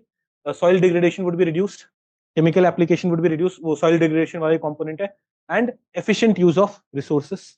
So less water is going to be used. Precision agriculture also enables climate smart agriculture. देखो, climate smart agriculture means what? Because of agriculture, the emission should reduce. So when you use less water, will less electricity be used? Emission will reduce. When you will use less fertilizer. Fertilizer are produced using fossil fuels. Will fossil fuel emission reduce? Yes. When you are not adding unnecessary amount of nutrients in your soil, production of methane from the field would be lesser. So precision agriculture can contribute to climate resilient system. But challenges. Pehla challenge, small and marginal farmers. Similar points. देखो, small and marginal farmers, उनके पास enough पैसा नहीं होगा, equipment, sensor क्या बकवास है. Ask a small and marginal farmer कि sensors लगा ले, it will tell you when the water is enough. वो बोलेगा बावली बूझ. आजकल हरियाणा में इलेक्शन चल रहे हैं तो ना उसके आप वीडियोस वगैरह देखते हो तो you get Haryanvi language. I was watching this match, India Bangladesh match, Jio cinema पे. उसमें ना हरियाणवी में भी कमेंट्री है और बहुत मतलब जबरदस्त, मजा आ जाएगा, कभी सुनना आप. नहीं, मैं हरियाणा से, मैं कहीं से भी नहीं, मुझे कोई अपना नहीं मानता है. देखो, my family is from Bihar. I was born and brought up in Rajasthan. My voter ID is of Haryana. अब वो राजस्थान हरियाणा बॉर्डर पे एक जगह है Bhiwadi. It's in Rajasthan, but my father when he bought his first land, और जहाँ पे उन्होंने घर बनाया, that was across the border here in Haryana. तो जब मेरा वोटर आईडी बना, मेरा परमानेंट एड्रेस आया, वो हरियाणा का हुआ. In 2006, नहीं, in 2008, 6 में, 7 में मैं कोटा गया, 8 में I went to Roorkee. Since 2008, I have neither lived in Bihar, nor in Rajasthan, nor in Haryana. पहले मैं रुड़की में रहा, फिर मैं हैदराबाद में जॉब किया, फिर मैं दिल्ली में रह रहा हूँ। तो अब कोई मुझसे पूछता है ना कहाँ के हो, मैं क्या बताऊँ। मुझे वो बिहार वाली लैंग्वेज भी नहीं आती, मुझे हरियाणा वाली भी नहीं आती, मुझे राजस्थान वाली भी नहीं आती, मुझे तेलुगु भी नहीं आती। तेलुगु में I just know how to say I love you, है ना। मुझे आपको पता है कि नहीं, there was an actress Sameera Reddy, ओ साकी साकी, हाँ याद है। तो जैसे ही मैं आईआईटी रुड़की में पढ़ा था, तो वहां पे ना मेरे बैच में कुछ तेलुगु फ्रेंड्स बने मेरे क्लास में। मैंने बोला भाई पहली चीज तो ये बता आई लव यू कैसे बोलते तेलुगु में, वो सीखा, है ना। तो मुझे ज्यादा, तो अब मुझे कुछ, I have lived in Andhra Pradesh for 3 years, I have been living in Delhi for, I came here in 2015 for 9 years now. बिल्कुल पसंद नहीं है मुझे ये जगह, मैं दिल्ली वाला बनना भी नहीं चाहता। मारेंगे तो नहीं दिल्ली वाले, आप में से कितने दिल्ली वाले हैं? कोई दिल्ली वाला नहीं है। तो पॉइंट ये ना, अब मुझसे कोई पूछता है तुम कहाँ से हो, क्या बताओ। मैं रुड़की में ना ऐसे अलग अलग स्टेट्स के इवेंट्स होते थे, तो मैं बिहार वाले इवेंट में गया, अबे तुम कहाँ बिहारी हो बे। एक मेरा दोस्त था बहुत क्लोज, वो झारखंड वाला था, तू झारखंड वाले में चल, तो तुम कहाँ से आ गए यहाँ हरियाणा वाले में, क्या तू हरियाणवी कहाँ से, मेरे को तो बोलनी नहीं आती। तो ये वाला सिस्टम हो गया। तो ऐसे ना कोई पूछता है मैं कहाँ से हूँ, पता नहीं यार। अब सोच रहा हूँ वोटर आईडी अब दिल्ली वाला बनवा लूं, है ना, पर मैं दिल्ली वाला होना नहीं चाहता। ये प्रॉब्लम है। तो did you get the answer, किसने पूछा था? आपने पूछा था कहाँ से हूं मैं। तो ऐसे सारी जगह से हूँ। My favourite city is Hyderabad, second favourite is Pune. If I would want to settle, मैं यहाँ कहीं सेटल होना चाहूंगा। Same, you like Hyderabad, same order. अच्छा, लाइक आई लव्ड हैदराबाद, मैं उस वहाँ 3 साल रहा हूँ। And I have lived in Bangalore, I have lived in Chennai, I have lived in Delhi, I have been to Pune for some times, I have lived in Mumbai for 2-3 months, I have lived इन हैदराबाद। तो मेरा favourite city Hyderabad है, उसके बाद it's Pune, है ना। ऐसे पुणे वाले नाराज मत होना, पुणे भी लाइक ऑलमोस्ट कम्पीट कर रहा है, but Hyderabadi mutton biryani is better.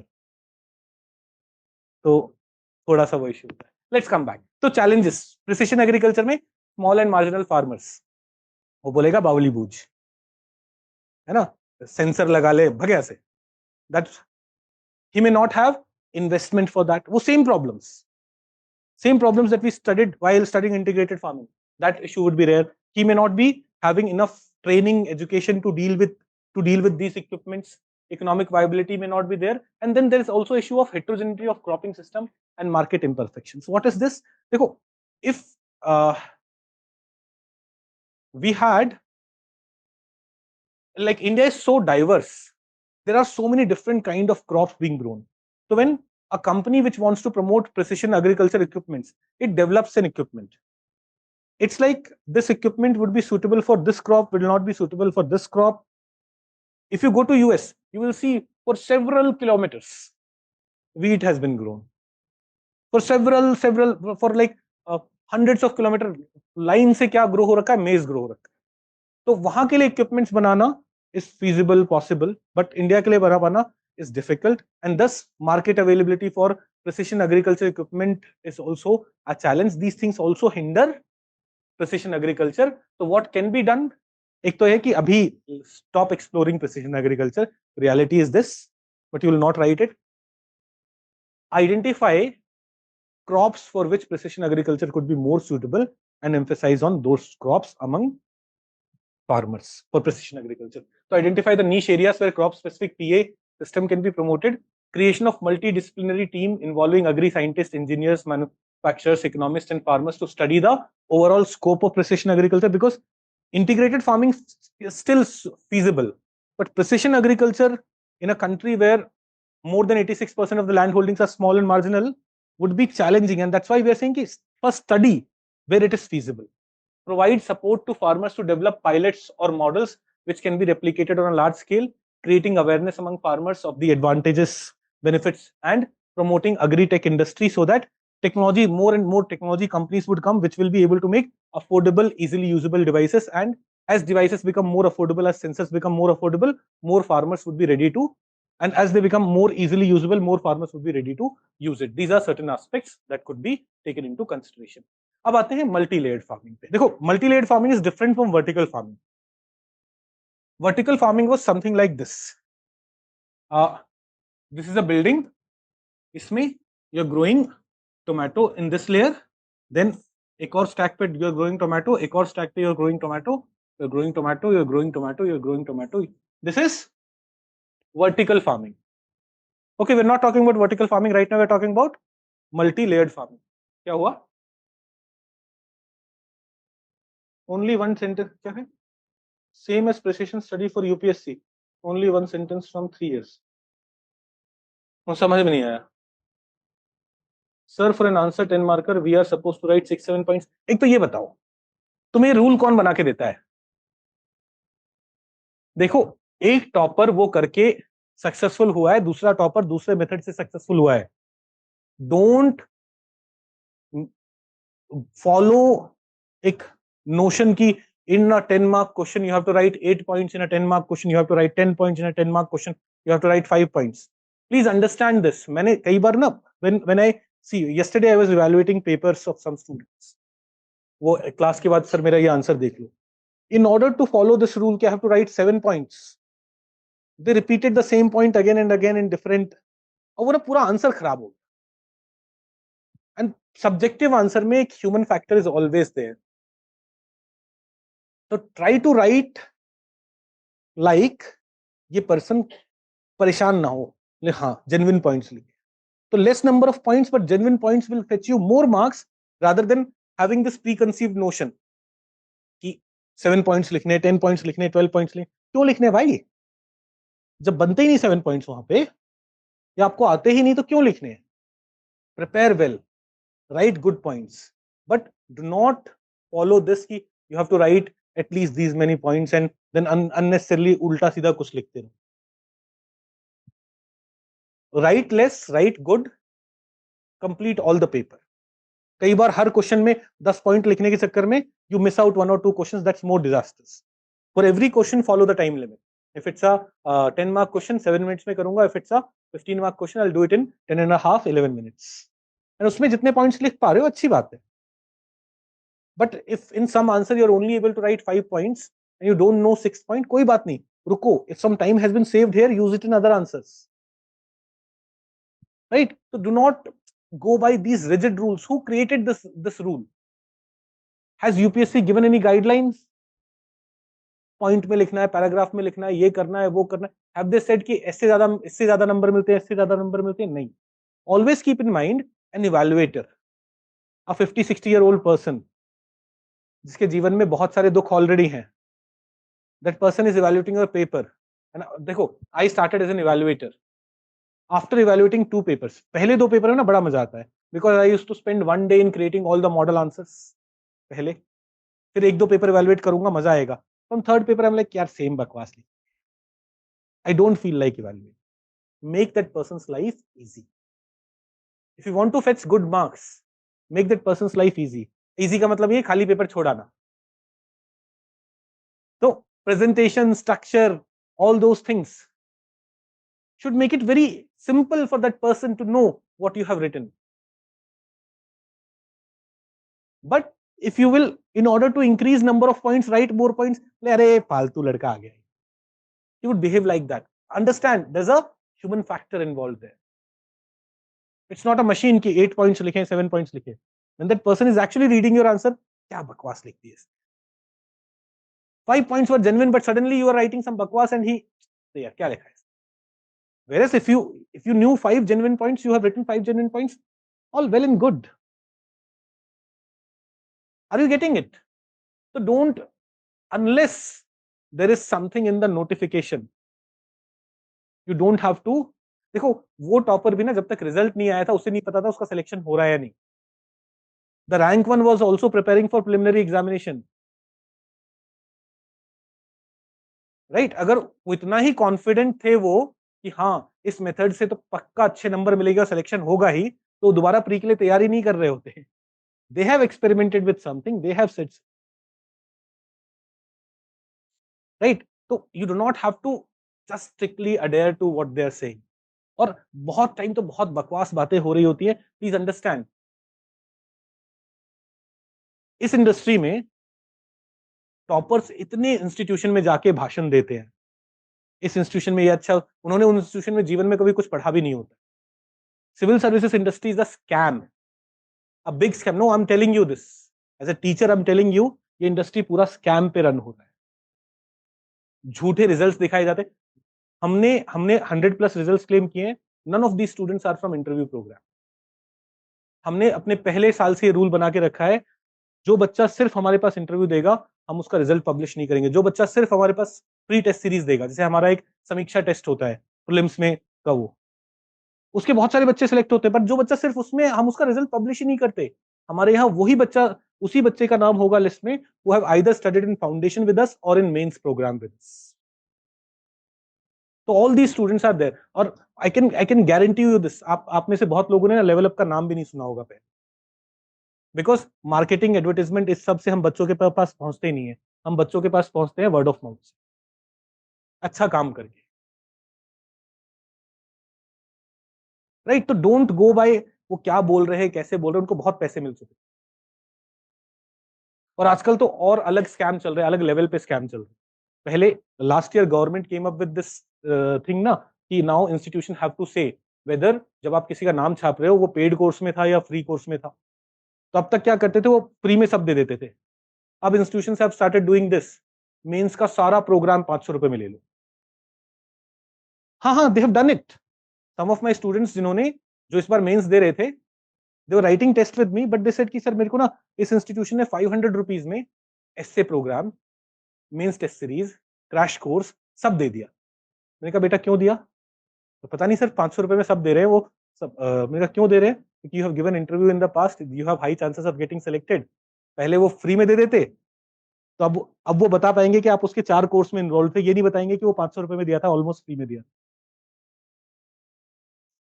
ये इशू तो ना, अब ये स्कैम हो रहा है ना। पर वो ऐसे पब्लिश करेंगे, देखो एसए प्रोग्राम में, मेंस प्रोग्राम में, इसमें इसमें इसमें एनरोल। कभी भी कोई इंस्टीट्यूशन जब रिजल्ट पब्लिश कर रहा है ना,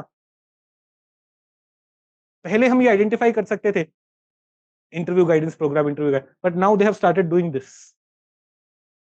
अब आपको लगेगा अच्छा ये इस इंस्टीट्यूशन में 5 प्रोग्राम में एनरोल था, वो कहीं एनरोल नहीं था, 500 रुपए में मिल रहा था, उसने ले लिया एक पिज्जा के रेट में उसे, क्योंकि खुद के बच्चे तो प्री क्लियर करेंगे नहीं, तो वो उन प्रोग्राम्स में पढ़ रहे नहीं होंगे। दूसरे बच्चों को फ्री में दे दे के बोल दो कि हाँ देखो हमारे इतने बच्चे सेलेक्ट हुए। तो this industry is a scam. You have to be very careful not to get affected by it. वरना ज्यादातर बच्चे जो आते हैं प्रिपरेशन के लिए आते हैं, वो रैंडमली जाके कहीं 1.5-2 लाख रुपए देते हैं ना, उसके बाद 1 साल बाद रियलाइज करते हैं अरे ये तो कुछ पढ़ा ही नहीं,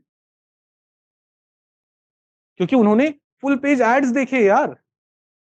एक ऑनलाइन प्लेटफॉर्म है, उन्होंने 2 साल पहले अपना इंस्टीट्यूशन आईएएस वाला शुरू किया है, वो फुल पेज एड्स ऐसे दे रहा था पिछले साल तक, जब तक वो गवर्नमेंट का नया रूल नहीं आ गया। इतने सारे सिलेक्शंस, ये नहीं बताते बस इंटरव्यू लिया था फ्री में। तो this industry is a scam. Don't go by everything that you see on YouTube, everything that you see on other things. कोई सीनियर हो जो सेलेक्ट हुआ हो, उससे पर्सनली बैठ के बात करो, उसका यूट्यूब वीडियो मत देखो, उससे पर्सनली बैठ के बात करो, भैया कैसे किया, दीदी कैसे किया, दे विल टेल यू। बोलेंगे यार मुझे भी नहीं पता। हाँ कई बार तो ऐसा होता है यार मुझे भी नहीं पता नहीं इस बार नंबर ज्यादा कैसे आ गए, पिछली बार कम कैसे आए, इस बार यहाँ कैसे कम हो गए।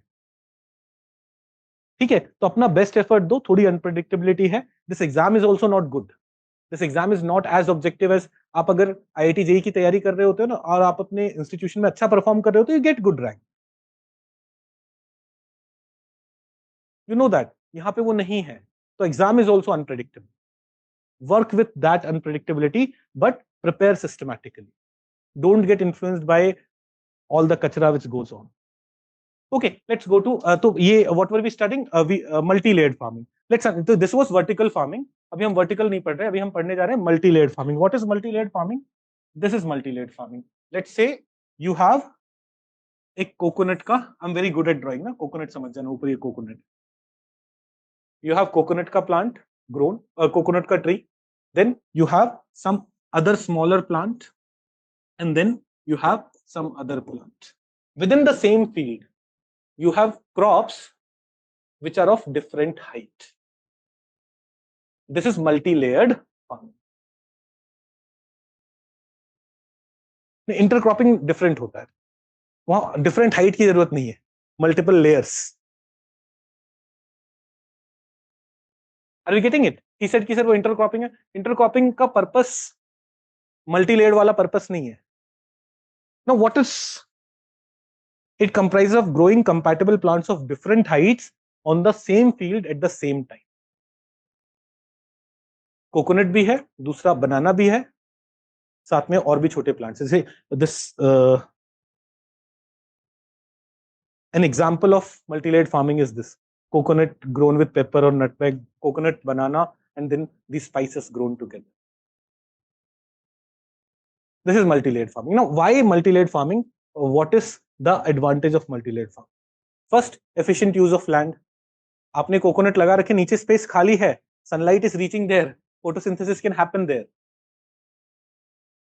right? Use it for other purposes. But more importantly, it can diversify the farmer's income and reduce the risk. What if the coconut prices have gone down or some disease is affecting coconut? You'll have income from other sources as well. Then it may also promote resource efficiency. Sometimes what happens is different layers of crop create microclimate that reduce water evaporation. So less water would be used. When the ground is covered with greenery, there will be, if you would have grown these three crops separately, the amount of water consumed would have been much higher when compared to they being grown together. Sometimes crops complement each other. For example, by providing shade. We will study about coffee in India. In India, coffee is grown in shade. That is needed. तो दूसरा tree भी आपने लगाया है, plus it's also providing shade. Nutrient cycling and soil health. It promotes the recycling of nutrient within the system. Like waste of coconut may be nutrient for other plant. Other plant may be doing nitrogen fixation, which may be used by other plants and so on. Biodiversity conservation. Again, different kind of plants, different kinds of insects, butterflies, etc., which will survive. Income generation and livelihood improvement. ये तो I think repeat हो गया point. Better income generation issue was there. Now, steps which are being taken for promoting multi-layered farming. देखो, यहाँ पे भी ना, it's institutions doing research and development. They say there is Indian Institute of Farming System Research, which is located in Modipuram. It is developing research on what are the different crops of different heights which can be grown together, which can complement each other. And then after developing these models, the way we were developing model for integrated farming system, after developing these models can be disseminated among farmers. Now, way forward में क्या होना चाहिए या फिर problems में क्या होना चाहिए, we have more or less discussed these things. है ना? Multi-layered farming may not be possible, feasible everywhere. A small and marginal farmer may not be ready to experiment. A multi-layered farming में there is a requirement कि you have to go away from traditional crops, जो wheat, rice, है ना? यहाँ पे आपको एक बड़ा हाइट वाला प्लांट क्रॉप चाहिए होगा, फिर छोटा हाइट वाला छोटा. तो all those things may not be something attractive to most of the farmers in India. Small and marginal farmers, then investment requirement, then training, वो सब चीजें नहीं है. So in way forward, what do we need to do? Something similar. Consolidation, new models getting created, making farmers aware, getting them funds so that they'll be able to do this, getting them training, extension services, things that we have already discussed. Okay, तो आज यहीं रुकते हैं. ये देखो, ये तो एकदम कहीं तो नो सर आए, सर थोड़ा और पढ़ा दो, एकदम दिल में रोक के बैठे हुए थे. ठीक है, I'll see you tomorrow at 5 PM. We'll be continuing with this, but मैं आपको कल एक और बुकलेट दूंगा जिसमें remaining cropping pattern and irrigation and associated issues. तो इरिगेशन वाले टॉपिक से पहले भी all the PYQs related to irrigation would be there, so that when we finish irrigation वाला booklet you should be able to answer all the PYQs other than the new things which are being covered. Now you must have understood, we are not only covering PYQs. Integrated farming is in PYQ, we are covering other aspects also. Your entire preparation, आपने देखो foundation courses किए होंगे, वहां पे भी cropping pattern किया होगा, but इतना क्रॉपिंग पैटर्न आपने फाउंडेशन में नहीं किया जितना हम इस क्रैश कोर्स में करा रहे हैं. तो it's way more comprehensive than whatever you have done. We'll ensure that you get best possible preparation for mains examination. Just make sure that you're revising things effectively. Okay, thank you very much. Sir, how to access PDF? बेटा portal पे है, study material section में चले जाओ. Please explain way forward again. बेटा अब कल बताता हूँ, है ना, इसको वे फॉरवर्ड को कल दोबारा समझाता हूँ. अभी सब लोग जा रहे हैं. Thank you for great session sir, you are welcome बेटा. एक मिनट रुक जाइए बेटा. चलिए अभी we are ending this class. Thank you.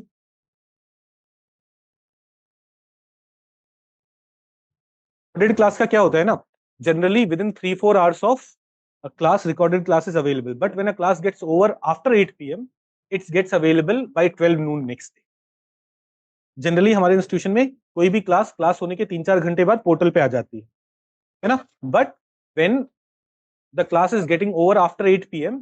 then staff will start working on it on 8 a.m. in the morning, so it will be available by noon tomorrow. Okay.